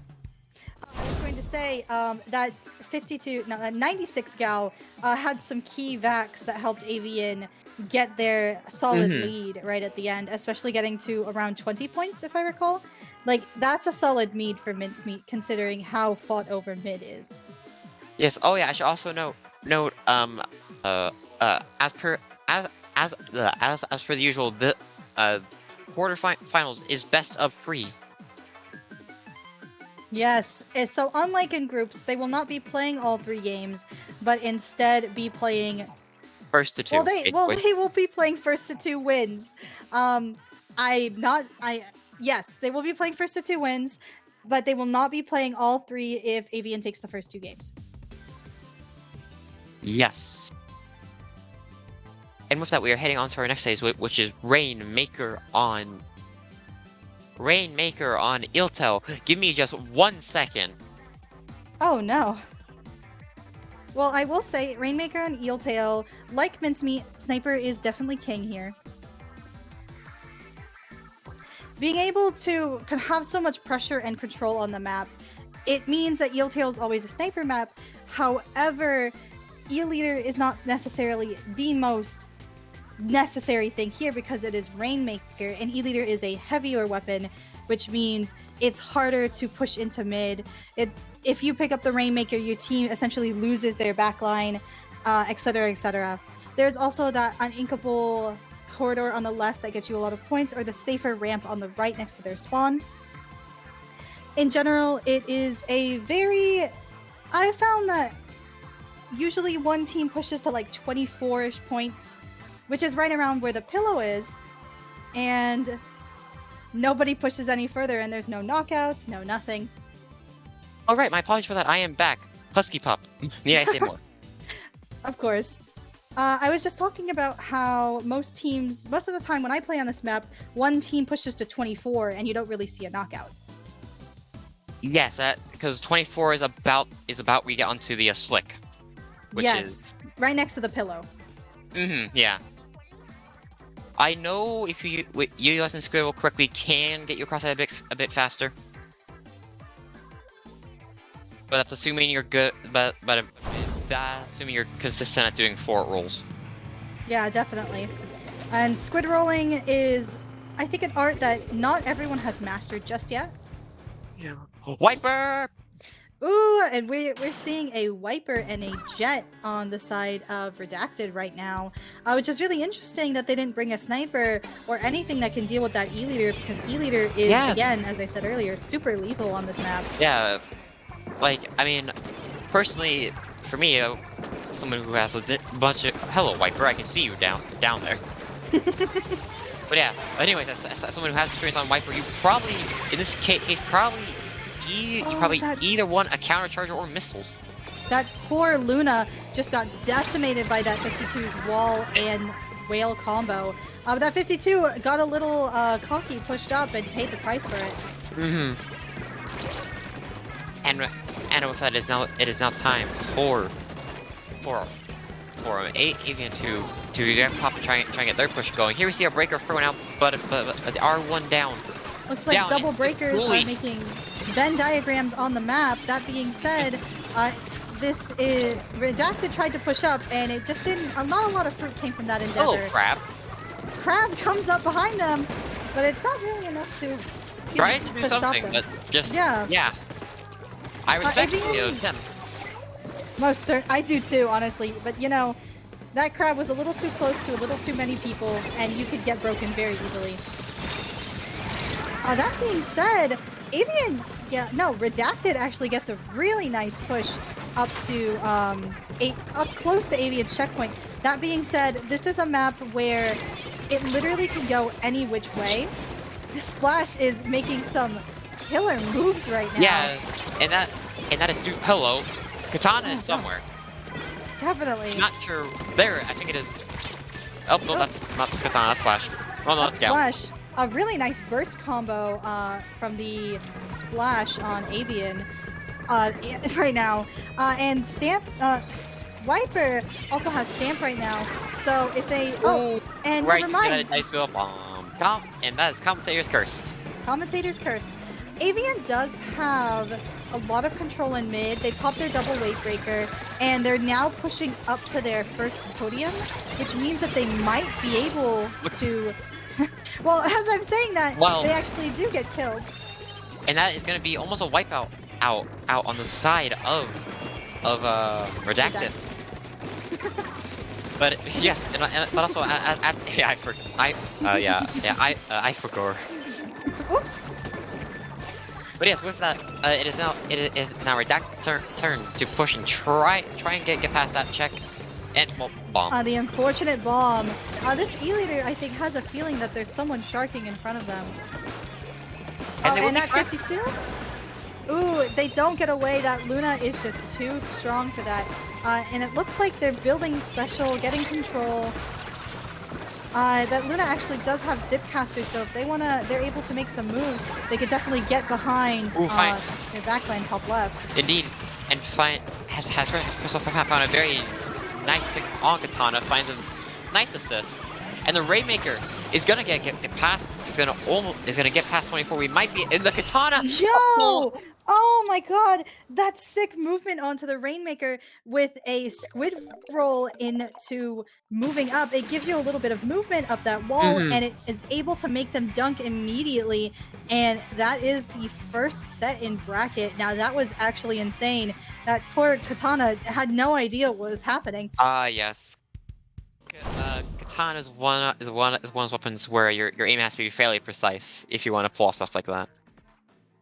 Oh yeah, with Stamper, there's a little bit more of a window, but even so, it's just they just got on that podium and they dunked it. They were there. They got past that 24 like death barrier that I was talking about, and they just kept going. They kept moving in, and that is just what Eel Tail is about. Essentially, is like once you get past the 24 barrier, you're probably just ready to go and dunk the Rainmaker. At that point, your team's probably spawn camping, or you have a lot of ink up there, maybe someone behind you painted up, and there's like a little bit of paint on that Rainmaker. Squid rolls are actually like kind of broken in this game as well, so it's quite insane. Yes, squid roll tech is the future. Indeed, eventually it will be. Oh, most certainly.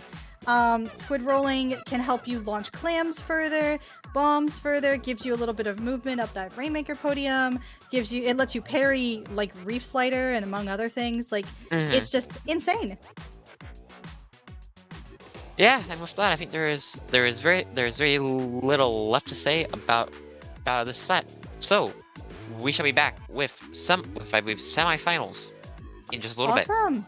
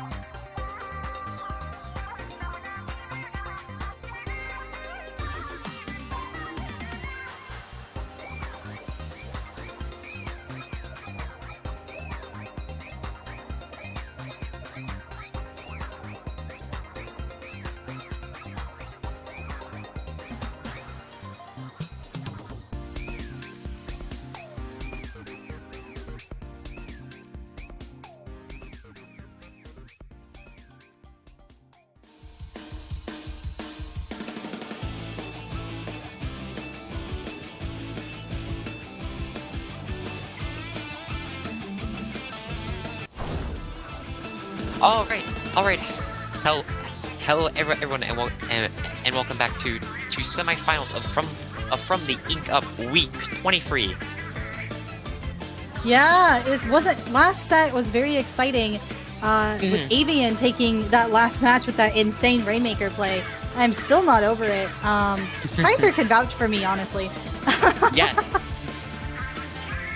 I'm currently seeing one person's name who was written in a katakana. Unfortunately, my brain refuses to read it right now. Their name is Hanta Mago, I think. Yes, actually, yeah. Yeah, that'd be correct. Hanta Mago. Oh, wow, I'm so smart, guys. Everybody, I'm so smart. Anyway. The two teams here today are Arrows of Fire and Elegant Ruby. Now, one thing about Arrows of Fire and Elegant Ruby is they both won all of their matches in their respective groups. And I'm pretty sure they did, at least. And Arrows of Fire actually didn't drop a single match. So this is going to be a very intense matchup. Indeed. And for our first match, we are starting off on Splat Zone's Hagglefish, which is awesome. One of the least intimidating things in the world. Hagglefish. You're on Hagglefish. Yeah, I feel like I've kind of gone full circle with Hagglefish, right? Like at first I didn't really like it, and then I fell in love with it because it's got such a nice plat, got some nice flank areas, and then I came around full circle again, and I realized that the flank areas are still narrow corridors that if the enemy team sees any ink over there, they're just gonna like, oh my god, there's somebody there. There's not a lot of cover options. It's a very slow map. Spot zones, at least the zones in the middle of the map, you know? Yeah, you have the classic issue with Lost Platoon free maps, so it's basically just square, rectangle, square. And for a moment, I honestly, I thought it was amazing. And then I realized, E-Leader is a killer on this map. E-Leader can watch both flanks and the zone at the same time. It's absolutely insane. And any short-range weapons can just run out and do their thing. Now then, hopefully, with any luck, with our new Splatoon free stage coming out, it is not just square, rectangle, square. But only time will tell. Oh, well, you know, Brightwater Springs is coming out, and it doesn't look too rectangular. Oh, that's what it's called. Yes! Brightwater Springs. Yeah! Didn't you see the SRL Twitter? I don't check Twitter, for many reasons. Oh, I understand. Yeah, Twitter's about to go under anyway. It's fine. But... Yes, and we also have, what is it, Flounder Heights. Oh, they did cut down those buildings a little. I would like to put out a big rip to all the Inklings and Octolings who were displaced by this choice. That being said, I think we're going into the match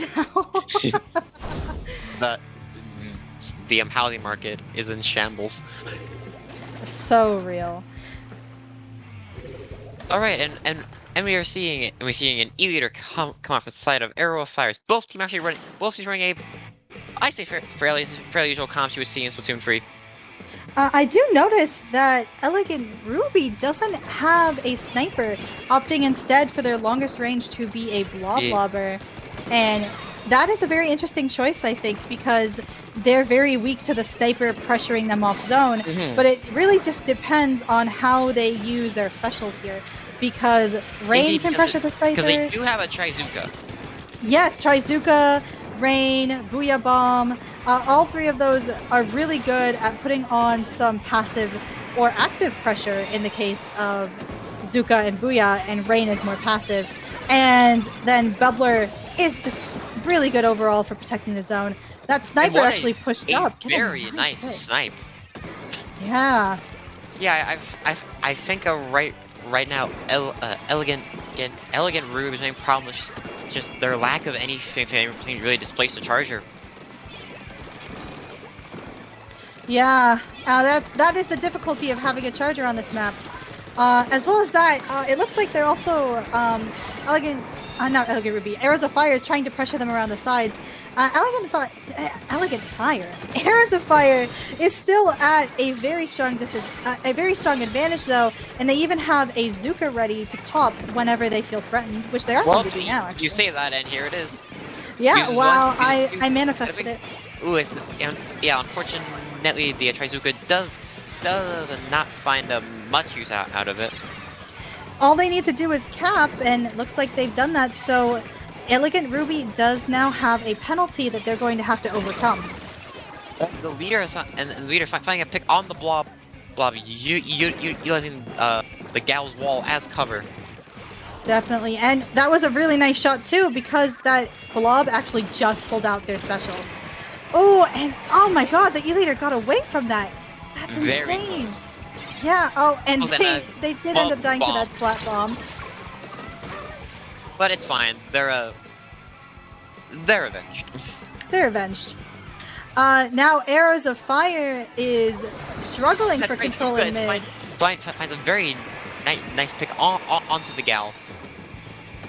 Yeah, that was an incredible pick, and it's actually able to help push them out of mid, get them out of control. That blob is actually putting on a ton of pressure with just how far its shots go and how lethal they tend to be. I do want a small bubble. Small bubble. Oh, Small there bubble. it is. Popping bubble under things is a curse of Junior. You hate to see it, but yeah, I'll say one thing for both of his teams throughout most of the game. Neither of them really move past zone except like towards the end now. And even then, Arrows of Fire is starting to let off. Just a little bit, but enough. Oh, and a failed flank. Yeah, but Elegant Ruby did manage to cap through that. Bomb. What a nice booyah bomb that was. Oh. Yeah, just barely capping the zone, giving a meaning. Elegant Ruby is still in the game. Still in the game and fighting for that zone. They're both sides are trying to guild special. E-Leader pops it right away, and this Junior actually flanking around and popping bubble to push Elegant Ruby into their court. And the fact that Arrows of Fire, even when they get control and they don't push up into the enemy's court, it means that Elegant Ruby still has chances to come back from it. Yeah, and that's a free down on the side of Fire, meaning it is now Ruby's chance to push up. Oh god, I'm gonna forever see her in my head saying Ruby. Of course. This is Elegant Ruby's chance to push up. One of them did go down in Arrows of Fire's court. And indeed, yeah, and both shots have premature shut off as 52 is trying to just cause havoc, find a pick, has found the blob, but it gets picked off itself. But I think has bought their team plenty of time where they can basically just hold this out. They might be able to KO. Wow. Arrows of Fire has 15 seconds to get that. Elegant Ruby has 15 seconds to get that zone back under their control and lock Arrows of Fire out. As we're going into overtime now, this is going to be very intense. Indeed, a kill has been popped, but I think, such a mob bomb does find one. The slap bomb almost finds another one. But with that, Elegant Ruby is just barely holding, but I don't think it's gonna be enough. Elegant Ruby? Oh my god! Oh, almost. The Junior and the Machine are still in that bubble, and oh, it's not enough to withstand 4 people shooting at zone. And that is round 1 to Arrows of Fire, but an extremely intense match, especially for a team that didn't bring an E-Leader on Hagglefish. Yes, indeed. It was still surprisingly close. surprisingly close. I think the Bloblobber actually helped them tremendously.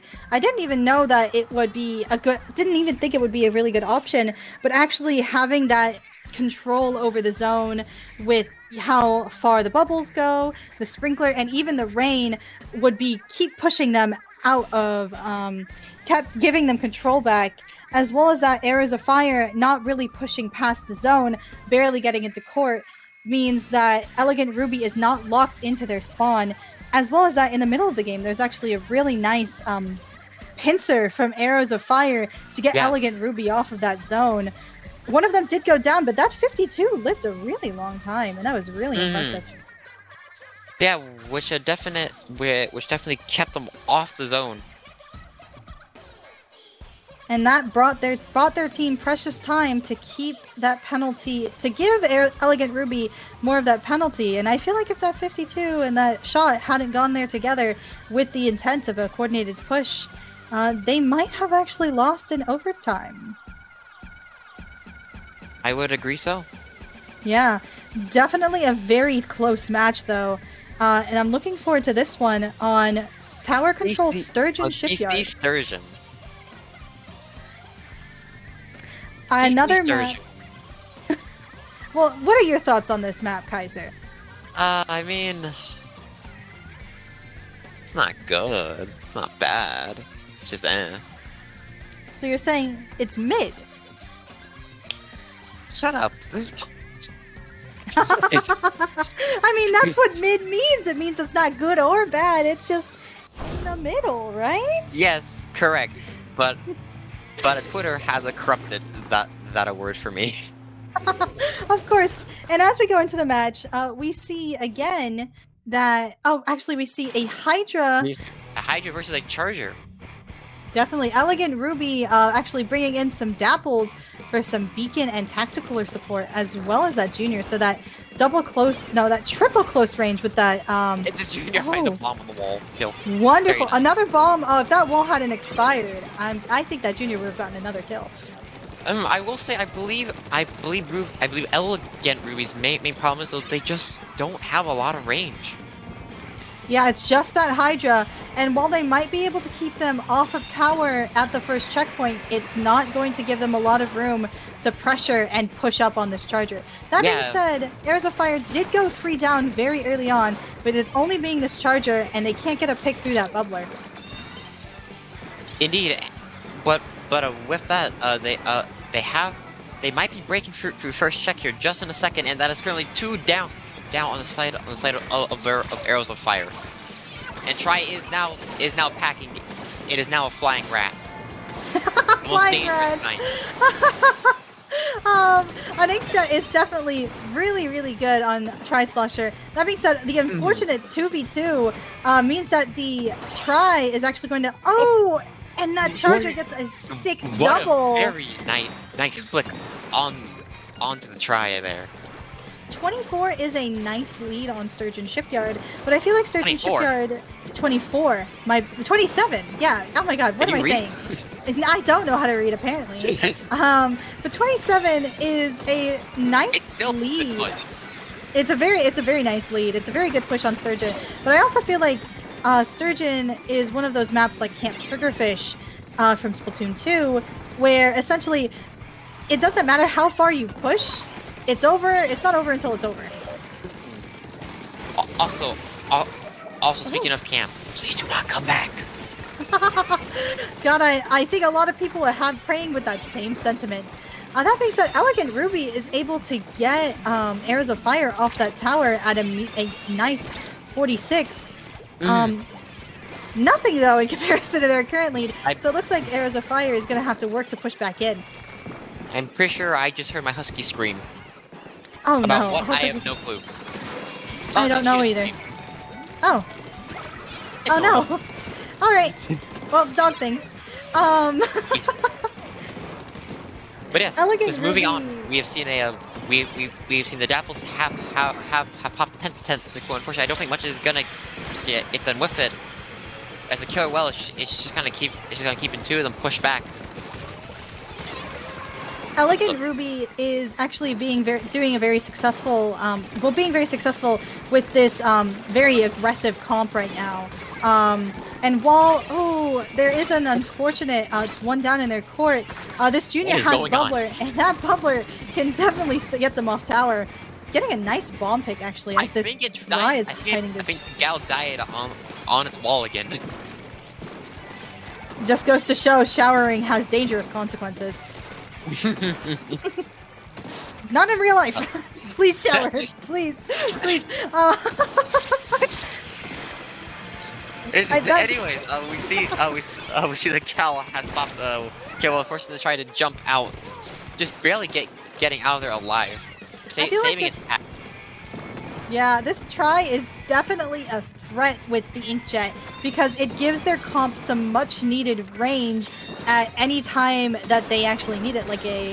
And so with the Hydra and the Jet, it could give them enough chip in order to kill, or even just pressure them out of an area. Yeah. That being said, this charger is sticking to this tower like glue. Their comp does have a lot of chip in it. Yeah, but with Tri-Slosher. Here comes the vac, meaning we might see a flip in lead depending on what happens there. Oh, an unfortunate vac shot right into the center of tower. This Tri-Slosher is actually flanking behind, trying to get a pick, and it looks like they did manage to get that shot. What a very weird kill from the Dapples. Very strange. But, I mean, it works out. They have their tactical, they're pushed back in mid, and they'll probably be able to take and keep control. Ooh! A trade-off by the Gal and Dapples.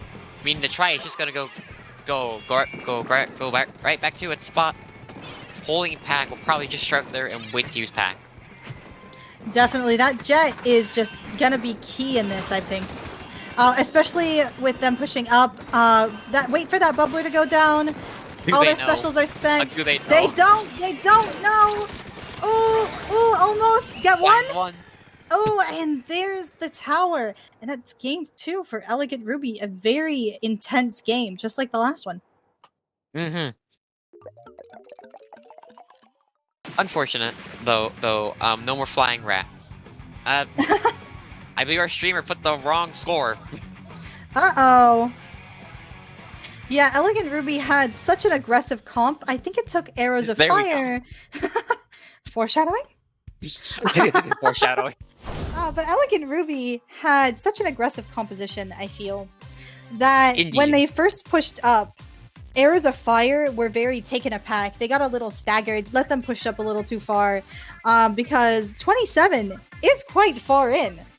Yeah, you're basically almost through second check at that point, which is on Surgeon a really good spot to defend at, even in Splatoon 3. Yeah, that checkpoint is literally 5 seconds away from knocking out the game. So it's very intense when things get to the wire like that. That just again, that aggro comp, a Tri-Slosher could be very annoying. With Mist, the Dapples, with Tacticooler, it helped them push in quite a lot. But that Junior, I think, with those bomb kills on those 52's wall, I think that was pretty fun. Yeah. Those are some really funny kills. Definitely. Oh, and just a reminder, this is a best of 5 and not a best of 3, so we will be seeing at least 4 matches, actually, because both teams are 1-1.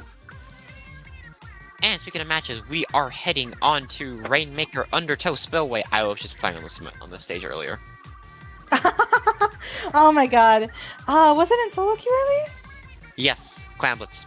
Oh no. Oh, nah, I don't like that. Sorry. Rainmaker is at least bearable here. Rainmaker is quite bearable. I like the idea of having the left and right checkpoints. That being said, you will almost never use the right side checkpoint because that's just too close to the enemy team spawn. Like, you run up that ramp, you're dead. Yeah, you would have to... The only way I can see it working is 2 or 3 consecutive wipes back to back. Yeah, and at that point, you're losing so bad. Just let the pain end. That being said, I don't think we're going to have 2 to 3 consecutive wipes between these two teams, who are actually they seem to be very close in skill level. Indeed, they are. So in general, this is going to be very fun to watch. That being said, I would be surprised. Well, this is an E-Leader map. I wouldn't be surprised if Elegant Ruby didn't bring one again. They have not. In fact, the blob is back and ready for action.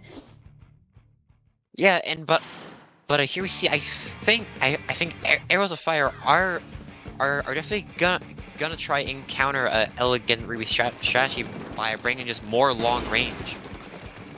Oh yeah, definitely. That being said, I don't know if they're going to be able to completely lock out Elegant Ruby, especially with their much more aggressive comp. If they get into their faces, it's kind of over them. That being said, Arrows of Fire does have more mid control. They do have that bubbler on on the zone, and they are able to get a nice bomb. Are they gonna try and go right? They are getting the right checkpoint, but I don't think they're going to be going up right ramp. I'll try. Ooh, and that try goes down to that knot. A fully charged possible. knot is a menace. It might be possible. But no, not now. Especially with the Ming one down.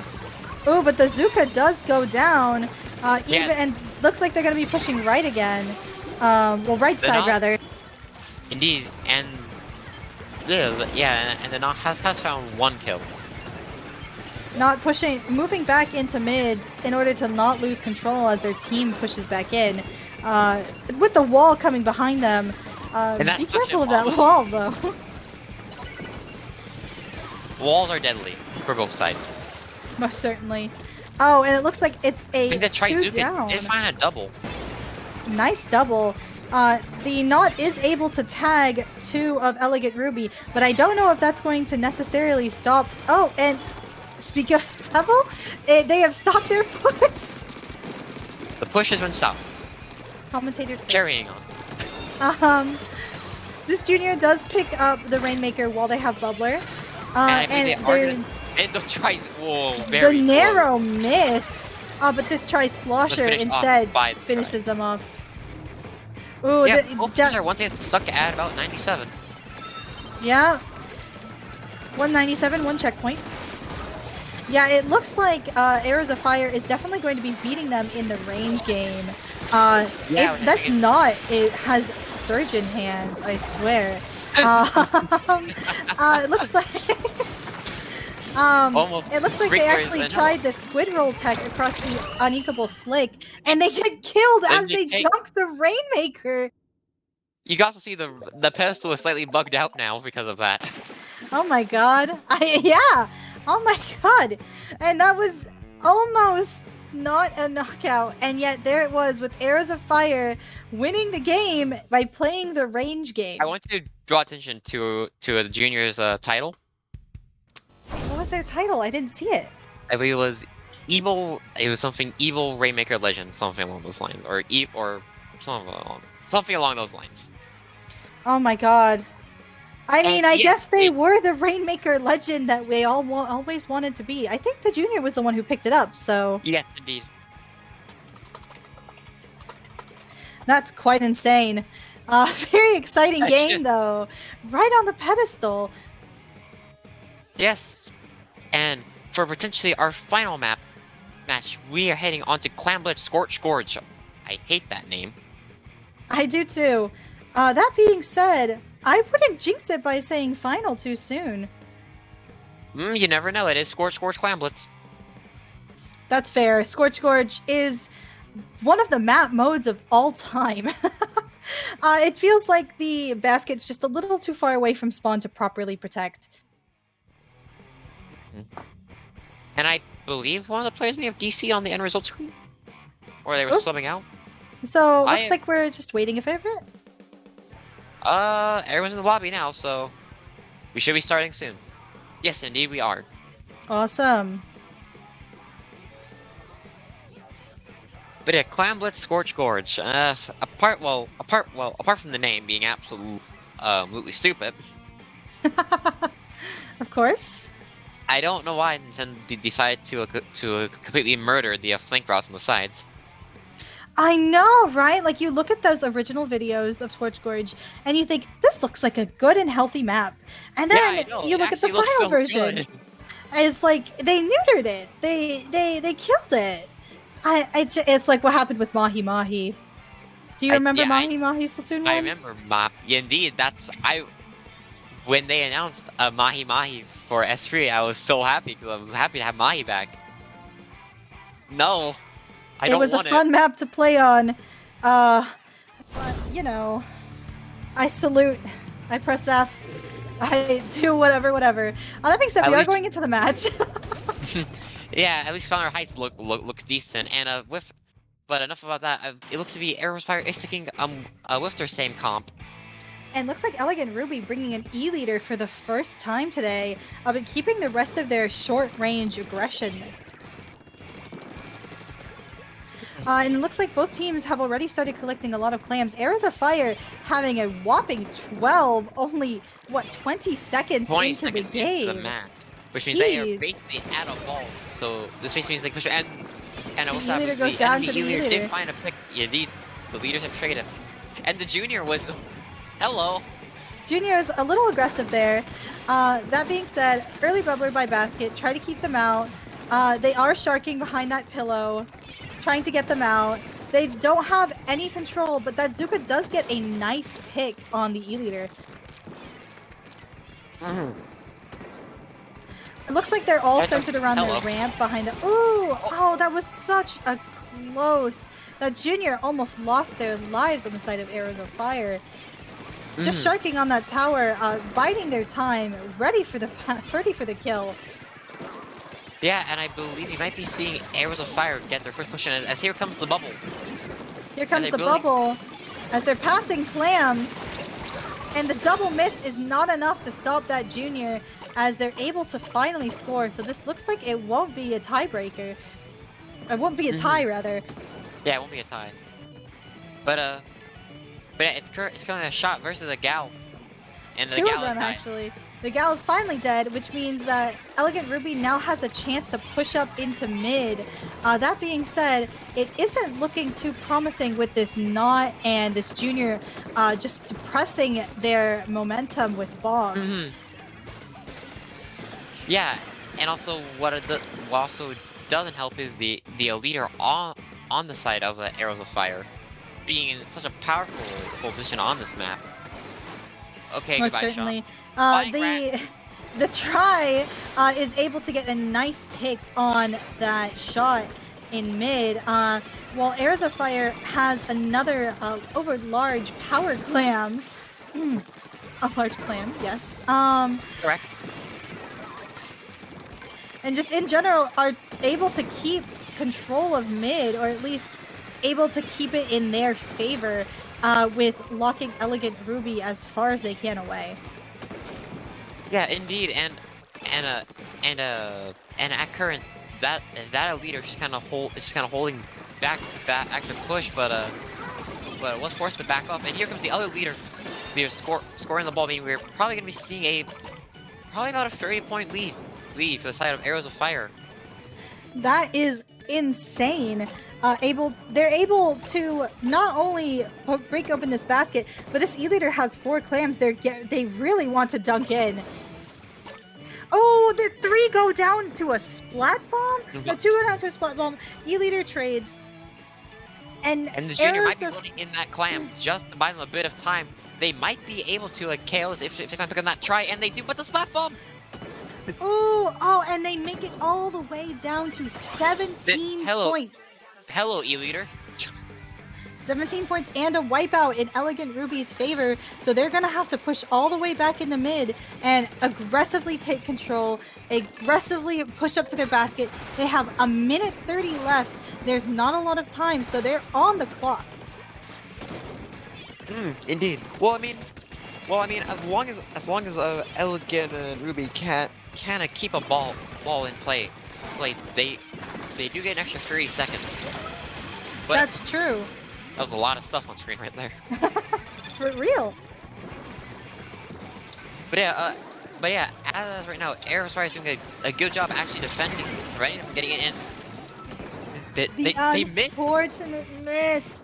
Now you're It- gonna have to run right up close to that basket, and it looks like that's not gonna work out as 3 go down on the side of Elegant Ruby at 35 seconds left. I believe that there's actually basically a full wipe on the side of Elegant Ruby. A delayed wipe. Now that is unfortunate. All Arrows of Fire has to do is just play passively, keep them locked out of the mid, keep them locked into like keep pressure on the ramp. Oh, and it looks like 3 go down on the side of Arrows of Fire as it's just the Gal defending basket. Almost dying to that bomb, doing actually such a brave last stand, and which gives her teammate just enough time needed to respond, but the shot scores anyways. We might see a comeback here. It just depends if they can find the clams, but They don't have the clams. They only all have the clams are on their side of the map. And here comes the Gal. It's gonna try and find a pick up. Finds one. finds one. Two. We but down to 44. Oh, and it's just the Dana junior, and that the trade into a wipeout. That is an unfortunate wipeout, but a great trade for Arrows of Fire. And that means Arrows of Fire takes 3 games, and that is the end of the set. Mm-hmm. An absolutely insane game. Elegant Ruby almost nearly came back from that. It was very intense. Just so much going on at the basket at once. A lot of bombs thrown, a lot of specials popped, and at the end of the day, it was just not enough. There was just not enough clams. Not enough. 17 is a very, very, very strong push on Clam Blitz. And so to be able to push against that already, like, what did they get it down to? 30? Yes, they got down to 44, I believe was the exact number. 44 is not a bad push for a single push. But again, the tide against them was just so strong. They couldn't push through it.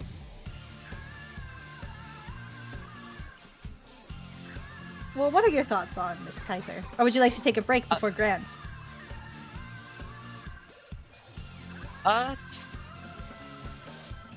Right before Grands. What was the question again? Sorry, I was kind of spaced out. Oh, no, it's okay.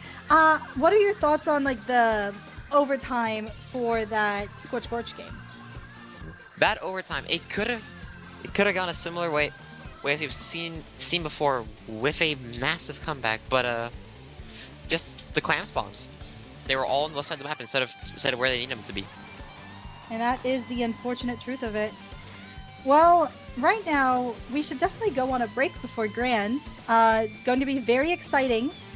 One of these teams, Arrows of Fire, is going to be one of the teams we see for sure. And I think we're waiting on the other match.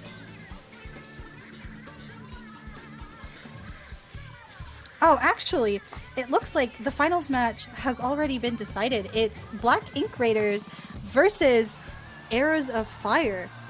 And that is going to be an exciting match. Yes, it will be. All right.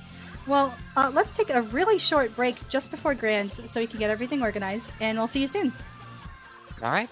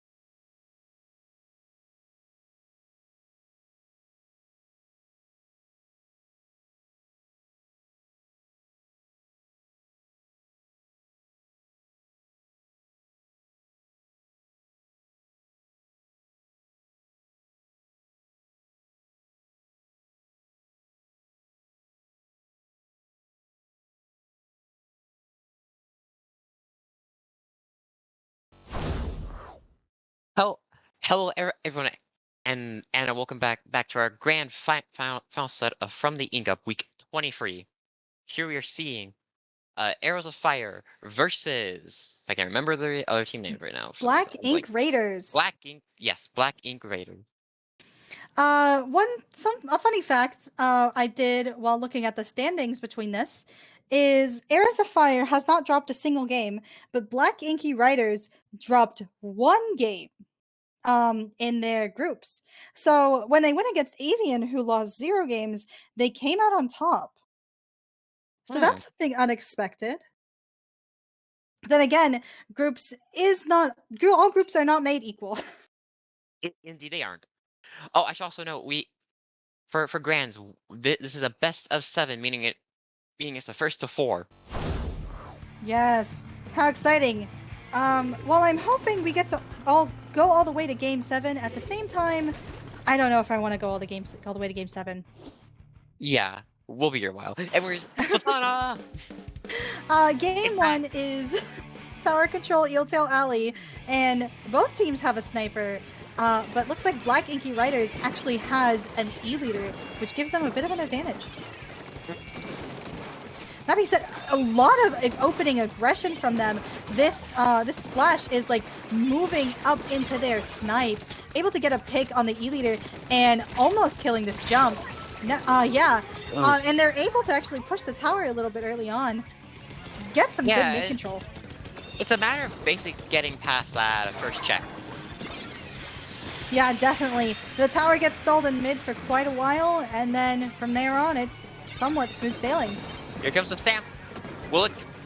Can it find a? It does actually find a pick. I'm impressed. Yeah. Stamp is, even with all the buffs, Stamp is still one bad. of the subs of the specials of all time. I use it like a sub. I just throw it. That being said, this crab actually able to pressure Arrows of Fire right out of there, and Black Inky Riders, even though it's just their E-leader in mid, getting a few extra points. Hello. Ooh. Okay, hello, Spatana. Anyways, that is a wipe out on the side of Black Ink Raiders. That being said, it is a very and that 52 goes down to a splat So bomb. much death. So much. That being said, 3v3 right now. Both teams are even in terms of numbers. However,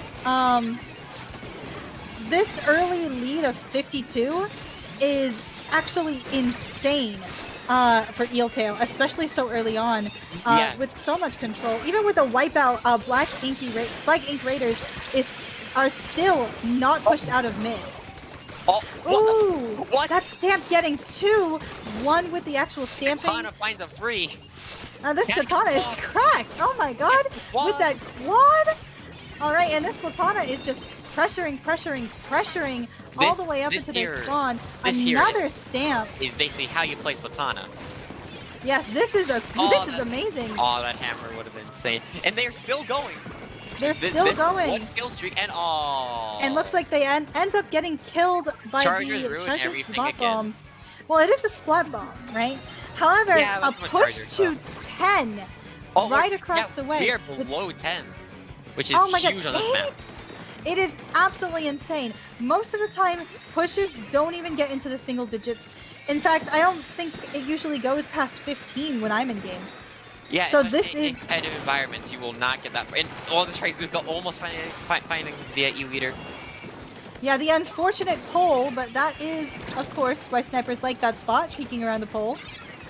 That being said, Arrows of Fire is sharking in mid, hoping to get a kick on that insane Splatana. And they do. Finds 2. Finds 3. You gotta get the quad. They're gonna be chasing this.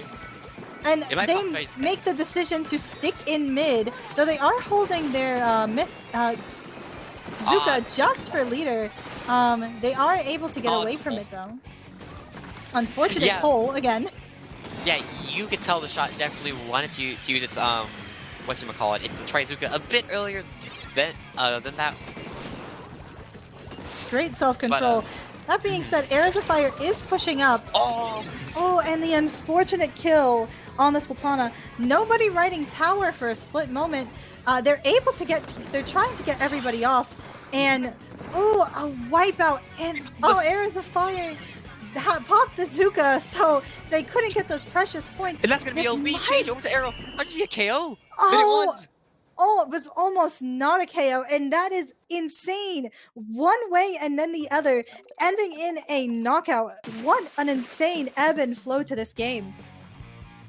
Jeez, what a comeback! What an ending! I actually ran out of words for that wipe. Yeah, there's so many things going on. And the Zuka had to use their Zuka to paint. Oh my god, but it was very intense. I'm so shocked that they were able to knock it out, but the unfortunate wipe right at the end means that they were able to. Both teams being super aggressive, changing their strategy. As you can see, Arrows of Fire, like halfway through the game, realized, no, we can't play passively like we did. Can't play as passively as we did before. We need to go mode. And they went go mode. As you can see, however, well, I'm getting ahead of myself. The next map is Rainmaker Mincemeat Metalworks. Oh god, why? I will be expecting to see those Chargers come back out. Yeah, I'm expecting Chargers. I'm expecting Chargers. I wouldn't be surprised to see that Splatana Wiper switch to a Stamper for that Zipcaster against that I Sniper. don't know. You can. I've played Wiper here before, and you can definitely put the work in with it. I don't doubt you, actually. I feel Especially like because Viper's Stamp can be good at popping the Rainmaker. That's true. And everybody knows Object Shredder got put in the garbage can for this game. Woo. Going Stealth into jump. this next game, Stealth Jump. And here we're seeing the Eluder and the Wiper, which is exactly what I would expect. And we're seeing Arrows of Fire not really change their comp up. Not a lot of comp changes, but I do notice that Black Ink Raiders now has a Tacticooler, which can be very useful for getting across all those bridges. Swing Slap on found double. That is a very nice splat bomb for a very early set of control and pressure for Arrows of Fire. But the Splatana is skirmishing out of their mind. Almost fine. Breathe, the Zap is gonna come. It's the wipe on the side of Let's the go! wipe on the And side of Arrows of Fire. Jeez. I feel like I've seen this before. Something about last match. A nice Tacticooler helping them. Yeah, technical weapon pop meaning if they get a pick like right now, this would be a very big push. I mean, here that's Stamp.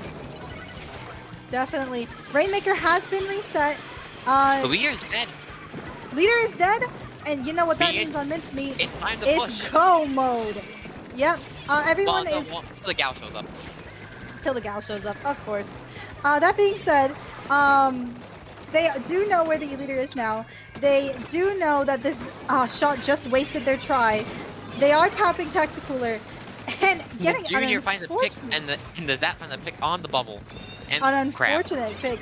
And almost The leader moved just it out. shuts down that push in one fell swoop. But This Zap is Tacticoolered up, and they can't stop him. And Two down on the side of Arrows Black Ink Raiders. But that being said, the Zap. this Zap is keeping that mid control, making sure their Splatana has a safe jump in and they don't die. This is key to make sure that they keep. On a moment right there. It really is a Splatana moment, and Yeah, I don't. Go for it. I was gonna say, it's going to be interesting to see if Arrows of Fire can even break that first checkpoint with how this game has been going. I will say that Gal has really got to start watching its walls a bit more. I think gals in general should start watching their walls. That being said, that looks like the Splatana tried pushing it across the bridge. Question how the Katana got over there. Right? Well, it looks like the Splatana is still being a menace to everyone on Arrows of Fire. Definitely. The Wiper has. I was gonna say that's the thing that I once Wiper gets, well, Wiper does have a good kit. It's just Sap's weak. It's a menace once used properly. Like it's such a fast weapon. Now unfortunately I can't see the Wiper's build, but I would imagine there's probably a main in there. Definitely. Oh, and it looks like Arrows of Fire is able to get the lead by a few points, but all it takes is one good wipeout in order for Black Ink Raiders to come back from this. Yeah, it's not no pillow bomb. Oh, and They the get the soda. unfortunate death No, they after did not popping get their the soda cooler. in time. And they didn't get it, yeah. And this Lemon, the Splatana, coming behind, getting the kill and jumping out. This Lemon is a legend right now for this. Unbelievable. And jumping back in for it. I wasn't even prepared for something like that to occur, and that bomb finds the leader. Oh man. This Splatana does have their stamp ready for any emergencies going on. There's a minute left in the game. The E-leader. And it Ooh! finds the Junior, actually. That is a great launch for that stamp. And now they just need some good positions. They're looking for an opening. They're looking for that shot to waste their Zuka. They're looking for that 52 to waste their whale. And this E-leader misses the shot. Barely missing. Rainmaker has been deployed. This Rainmaker is alone though, and ooh, shot on it. that is a good shot, especially on that Rainmaker against all odds. That Splatana this Lemon has surprising range with this Splatana. It's absolutely insane. I feel like Splatana just has way more range than it's given credit for. With it really like, does. Splattershot Pro range. Oh, hello. Yeah, this is something I always say. Splatana is really good at dealing with close, short range shooters. For sure. But and Lilac very similar pro lane. ends up getting that Splatana, getting that double, almost getting that triple, and securing the win for Arrows of Fire. What a match. Very exciting. Honestly, I was so not like ready for Lemon, the Splatana, to just run in, skirmish, and jump out safely. What is this? But yes, as I said earlier, the Splatana with his build, it doesn't look like it from subs alone, but for anyone who knows anything basically about But okay, for basically anyone who knows anything about class weights. Wait, you know Splatana is a lightweight, meaning by default it gets 2 subs of run and 2 subs of swim, meaning that Splatana basically had a main of swim. Okay, and with that, I believe our streamer wants to say something. Yeah, I just wanna. This is your streamer Dio here. Just want to give Austin Smells a shout out because he just went in chat. Is like, hey, let's get some of that Lemon POV. So I switched the spectator cam to Lemon, and then he just gets a quad. Sick, awesome, good shit, Lemon. Thank you, Austin's. Carry on, commentators. And that was really sick. Yes, that was insane. Like. All right, and we are getting ready for our next match, which will be Clam Blitz Macomart. Going into it now, actually.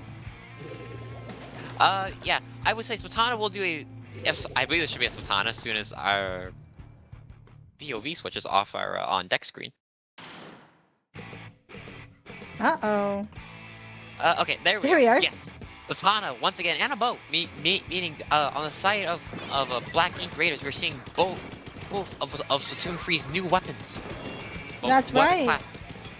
I do think that Tri-Stringer is a little slept on, actually.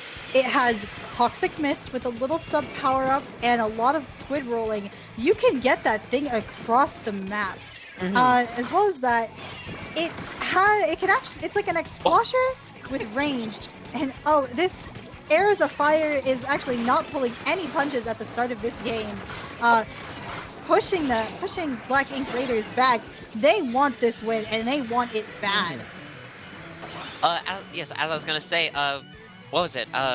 Zatanna will function very similarly on this map as like a Carbon or a Tri does. It's gonna want to try and pressure those stack. And Hammer! Oh, Hammer! sad. Well, not every hammer is going to get a pick, but it was a pretty insane hammer. As well as that, Black Ink Raiders does have control of mid, although they are leaving a lot of spots left. However, they will still get the lead by 2 clams. The Zatanna finds one. Shrine finds the leader as well, leaving just a 1v1 of a Gal against the leader. This is, I mean, Gal against Zatanna. That's not the fight you won, but it's the fight you will get. But we are seeing that one ultimately result in a trade for both teams. Very exciting, nonetheless. Sultana, oh my god. Black Ink Raiders actually has the lead by quite a few clams, and Clam Blitz is one of those modes where essentially once you get lead, you play like it's mincemeat. You play like it's you play passive. You never push forward. You never want to put yourself into too much danger, and you always want to make sure that the enemy team does not get your basket. That being said, Arrows of Fire has just gotten Black Ink Raiders' basket, and... That's just... Sorry, I got distracted there by the Splatana. Like, that movement in mid there was... Your eyes are on the prize, Kaiser. Look.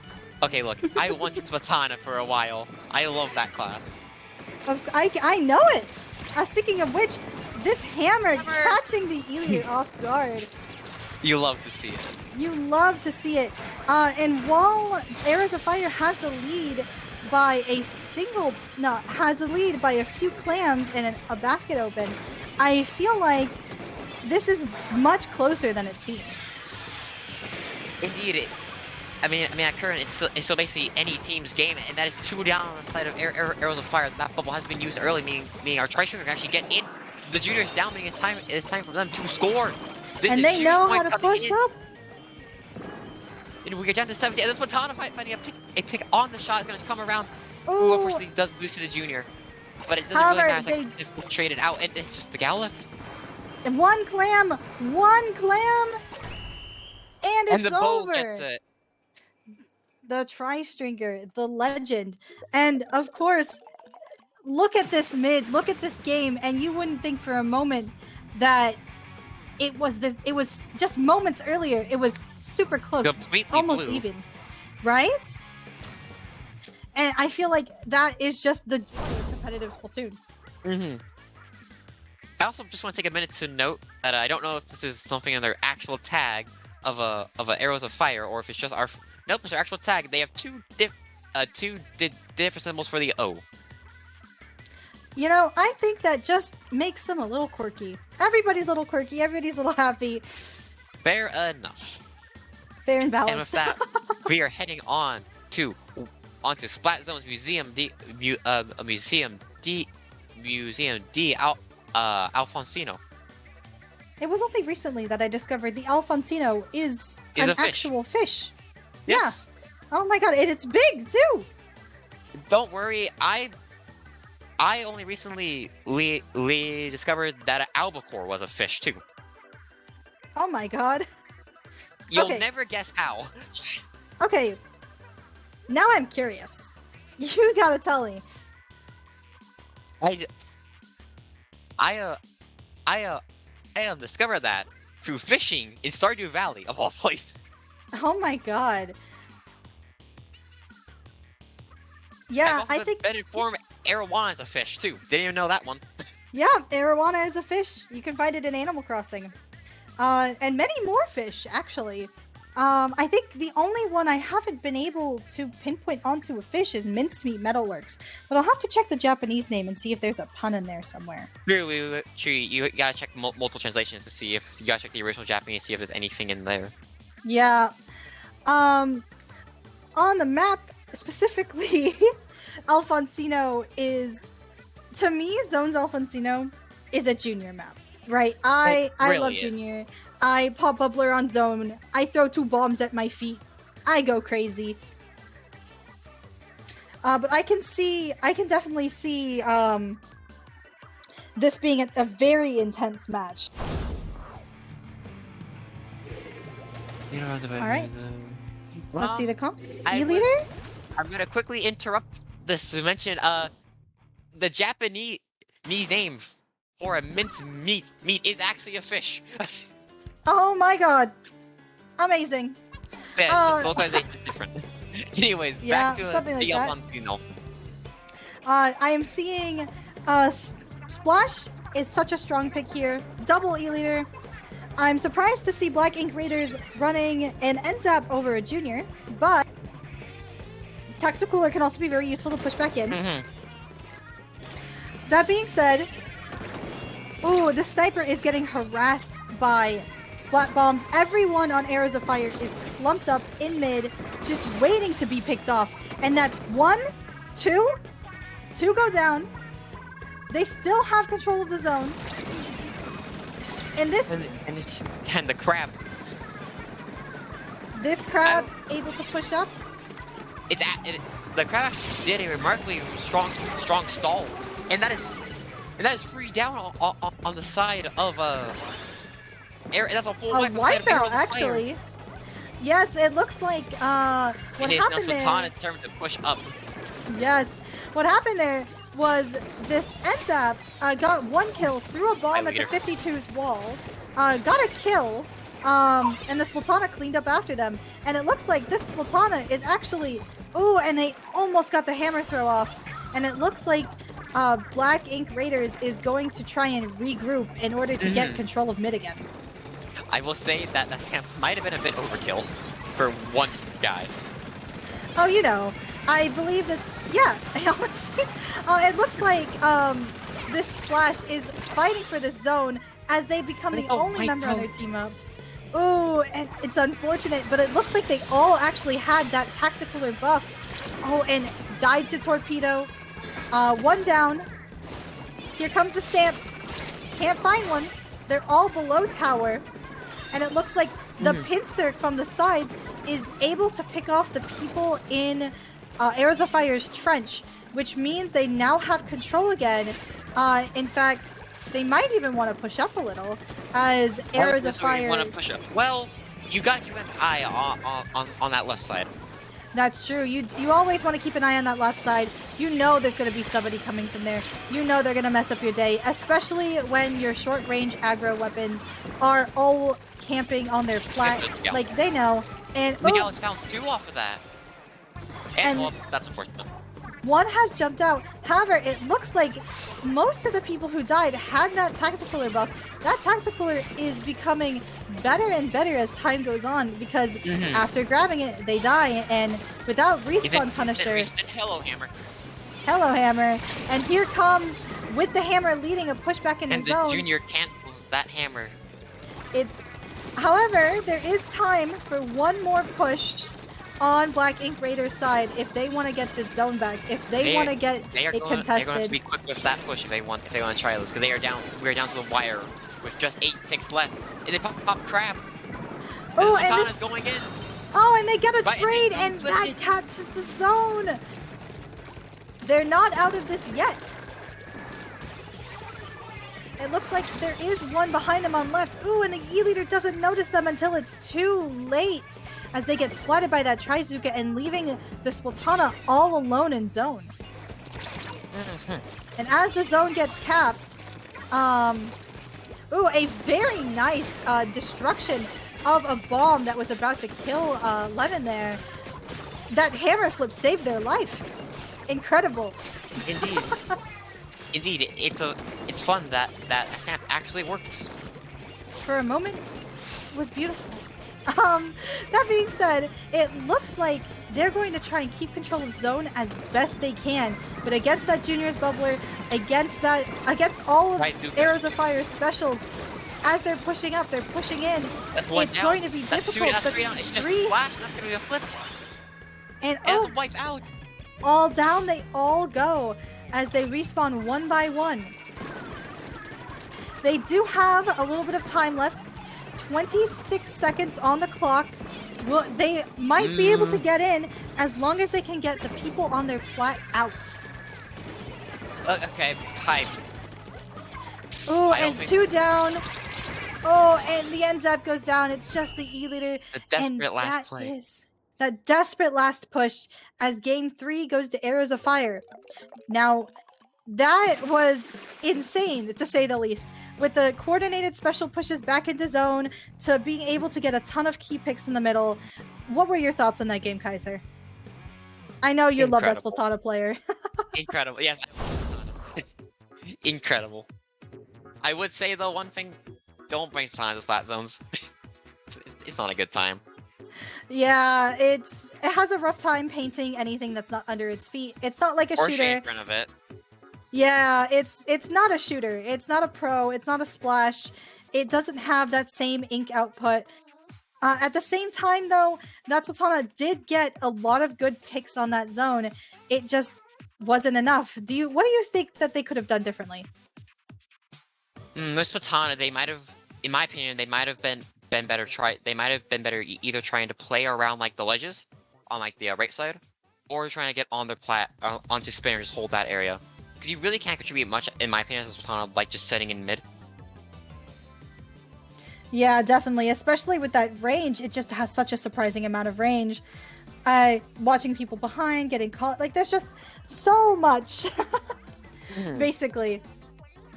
That being said, we are going into our potential final game of this set. On Potential. TC, Inkblot. Tower Control Inkblot. Well, what are your thoughts on Inkblot? Because you don't seem too I happy. don't like Inkblot. I do not like it. Oh Especially God. TC. I've never liked it. It's so steamroll. It's so snowbally. Just do the way tower points work. Oh yeah, I completely agree. Like you get those first few checkpoints and then it's basically smooth sailing. Once you're already in their spawn. Ooh, a blaster. Blaster Splatana Splash. It looks like this is kind of a low paint comp.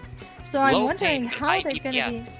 I wonder how they're gonna do against a team with a triple shooter and a charger. Mm-hmm. But yeah, I also know this is another one reason I'm not big on it is because of it's a lot of low, so it's a lot of low versus high ground fighting here, which I'm never big on.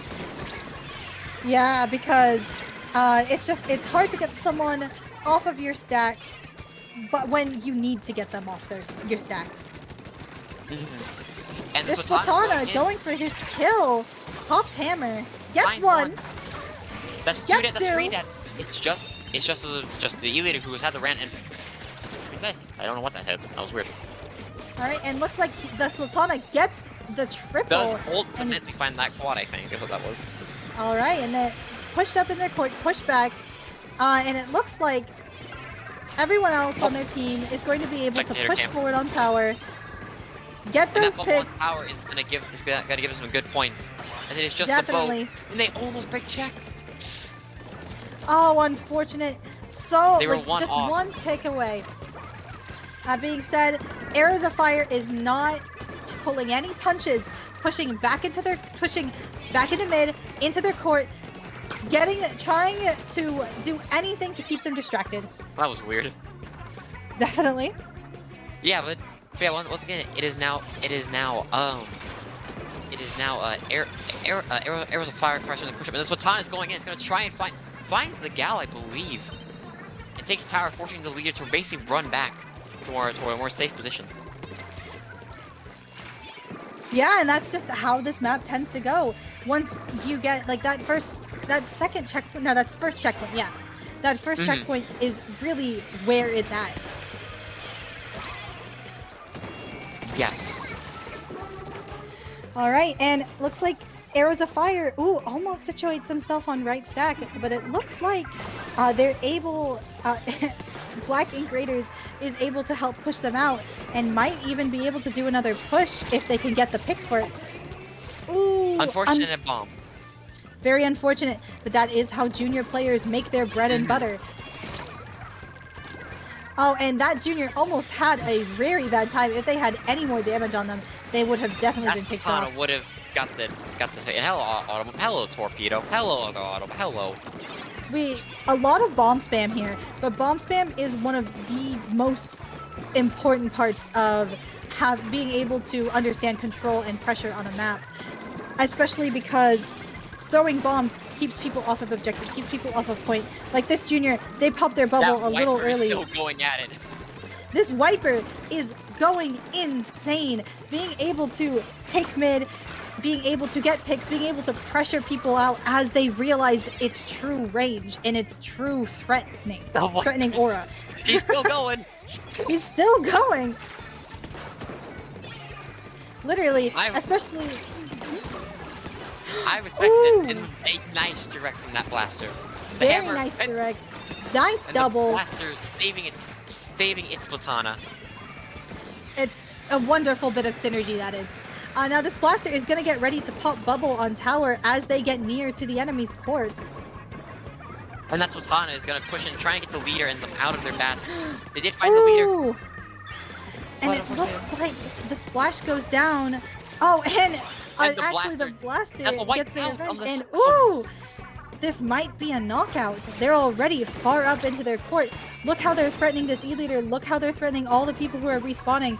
Oh, the leader and does find tower the bow. goes down. David Tana's going to run back to try and get through that check, which is exactly they what do. we want. And he's going to... Unable I do to like, escape.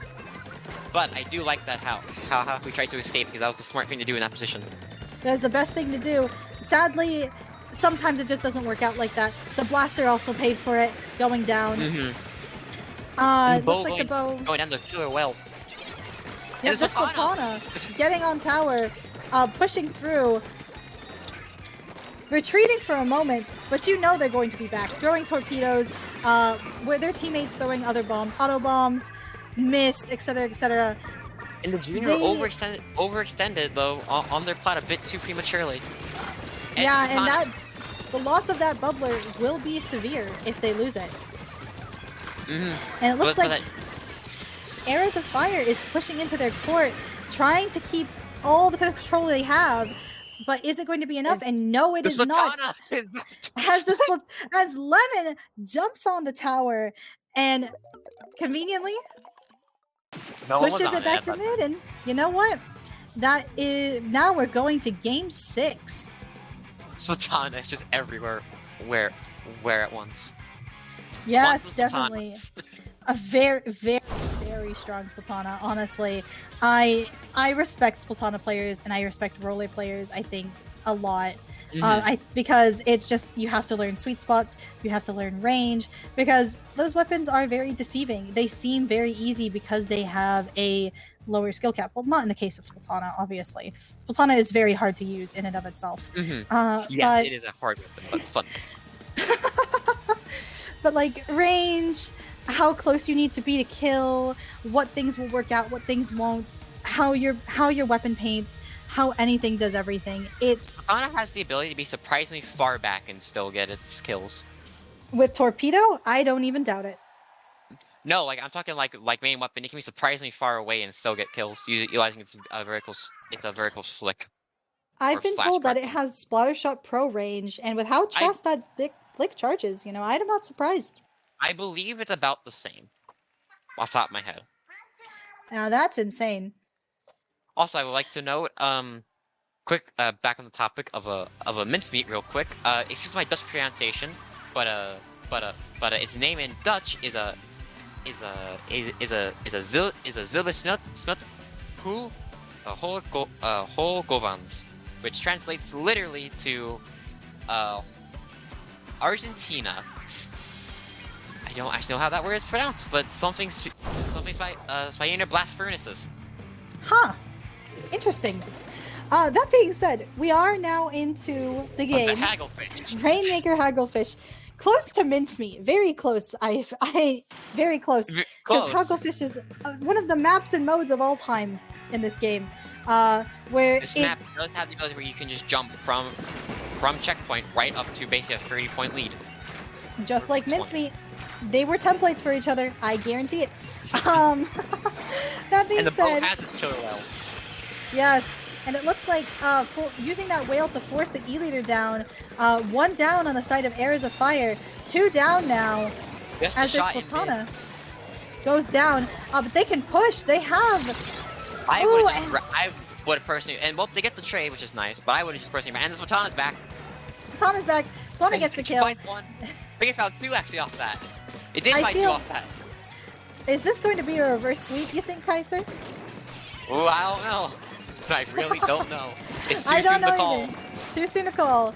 That being said, they do get the Rainmaker, and they are trying to push up to the pedestal.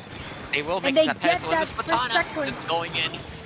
Going in, going crazy. It's It's just just a the gal. 52. Who's trying their best to stall and get popped. They do actually somehow get it.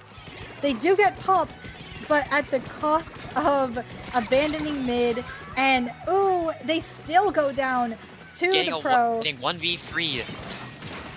Yep. And they did this, they jumped and Oh my God, Lemon! no way! No, Lemon! Lemon! Lemon literally going out and taking. You. Oh my God! While we weren't even looking under our noses and under Arrows of Fire's noses too, barely 7 able to points. stop him in time. That is what I'm talking about. With Satana, you have to keep your eyes on it. It can do the dumbest things to get away with it. Just like mostly do it being a lightweight. Now, I would like to point out this E-leader, Ego, jumping out in the middle of a crossfire due to the ramp. That is insane. The Splatana does go down in mid as Arrows of Fire is making their push. However, I don't know if they're going to get too far as everyone is already back respawned and defending their podium. Keep an eye. I think, and yep, and I believe Lemon has found their way into mid. Again, as always. That being said, yep, looks like Lemon That is finishing on left. Trizuka almost found a pick on one of the members. A very slick whale from the Tri-Stringer as they might attempt to Here go goes for the hammer. another push. Oh, Unfortunate. but yeah, the Tri-Stringer is doing a really good job of keeping up paint and keeping up pressure. Most certainly, and that is what the weapon excels at. Mist is incredible for just being able to stop momentum. Oh, It's just it's just a pro left. very, very unfortunate.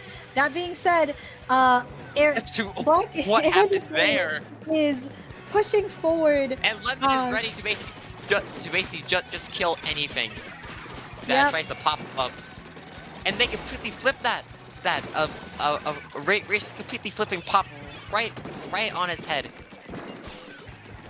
Yeah, and still contesting, still getting them out. Oh, and an unfortunate bomb pick as they get to 30 with that jump. However, Lemon able to stop it and hammer the Rainmaker. Getting a pick, hopefully trying to get that Rainmaker to reset or getting it out. Yeah, Oh! but did. Oh, Well, now if they never pop it and they just push forward, the Arrows of Fire will never get that out of there. and the Rainmaker is due. I wouldn't have done that. There is 45 seconds left on the clock as the game is going forward. Black Ink Raiders doesn't have mid control, but they have a push up to 7, and They have a do feeling have Arrows, specials. and they do have specials. Arrows of Fire. The Trizuka almost finds that pick, being blocked by that pillow. Oh! A bomb on the Rainmaker, meaning this might. Meaning last 20 seconds. All they we need might to be- do is contest the push for 20 seconds, and I am. Oh my God, 15, and the push. The It is Trizuka popped. fighting a pick on the Rainmaker. They're running it backwards. I do. Oh, Oh no. They Oh, ran it no. backwards to the left, and it looks like And the bomb the fell bomb too low. gets 2 as there's 1. Oh, and Just they the grab pro. it last And the pro second, finds and the that's pro. not enough. That pro gets a slick pick. Oh my on- god, that ending. Now that was a very exciting ending for that game. And it looks that like suction bomb, I think saved them the game. literally they might have died for it, but that double saved lives. And that means we are going to a game. Game 7. set. And for Game 7, our final match of the night will be on Clan Blitz Undertow Spillway. Oh, for God's sake, no! I'm back here again! It always comes back, Kaiser. It always comes back. All right then. Well, for our game 7, we are seeing Arrows of Fire versus Black Ink Raiders on Undertow Spillway Clam Blitz Edition. And here we can see well, okay, well, They always Stream listen. They I was gonna say you could we can see it, but we can see Lemon just going ham in the background on dummies and everything. Lemon is ready and has got their blood pumping for this next match. I can tell you that much. That being said, I wouldn't put Arrows of Fire out of this race yet. They have Oh no, they're down, but they're not out yet. they're definitely and I sure hope that this is going to be an exciting match. But you know, they always save the worst for last. They really do. What are your thoughts on Undertow Spillway? Is there a story here? I had to play it earlier. That's it. That's the story. Was your Joker arc, your villain origin story? You had to play it earlier. Yes, with Pro. I hated it because fun fact. I don't know if anyone knows this yet, but on one side of Undertow, I forget which side it is. Bombs do not properly paint the wall. Oh yeah, that glitch. On one side and one side only. I want to know how they managed that, because I'm more impressed than anything else. I think the devs, there's actually like a glitch like that for Alfonsino too, and they just, because it's not a turf war, it doesn't really matter the same way to them, I think. Yeah, but still, that's kind of, I mean, that's fair, but still, it's kind of annoying when you throw a bomb and it's just like, oh, and you have to wall paint it. Yeah, alright, and this is the final game of the set. It is up in the air, tied out on Undertow Spillway Clam Blitz. Bringing back the tried and true Bo, Splatana, Splash, and Zap versus 52 Hero Shots, Junior, and E-Leader. And Splatana is just try to think. It does an opening I do like on this map for Splatana. That shot actually gets a lucky 2 kills as, oh, they're pushing up the basket. They passing clams. They have the clam, and yet, oh, the unfortunate bubble as they just kept shooting. They're able to stop them from putting more clams in than 65, but they're still there. They're still there. They're putting down a wipeout is the only thing that stops them, and now Black Ink Raiders is going to have to push up and get so much turf because Undertow is one of those maps where if you can't control the zone area, you will not have any control in this map. That being said, I'm pretty sure Lemon is not afraid of much. Yes, I was going to say, actually, this Splatana is actually just running up to snipe as we speak. Oh, and oh my god.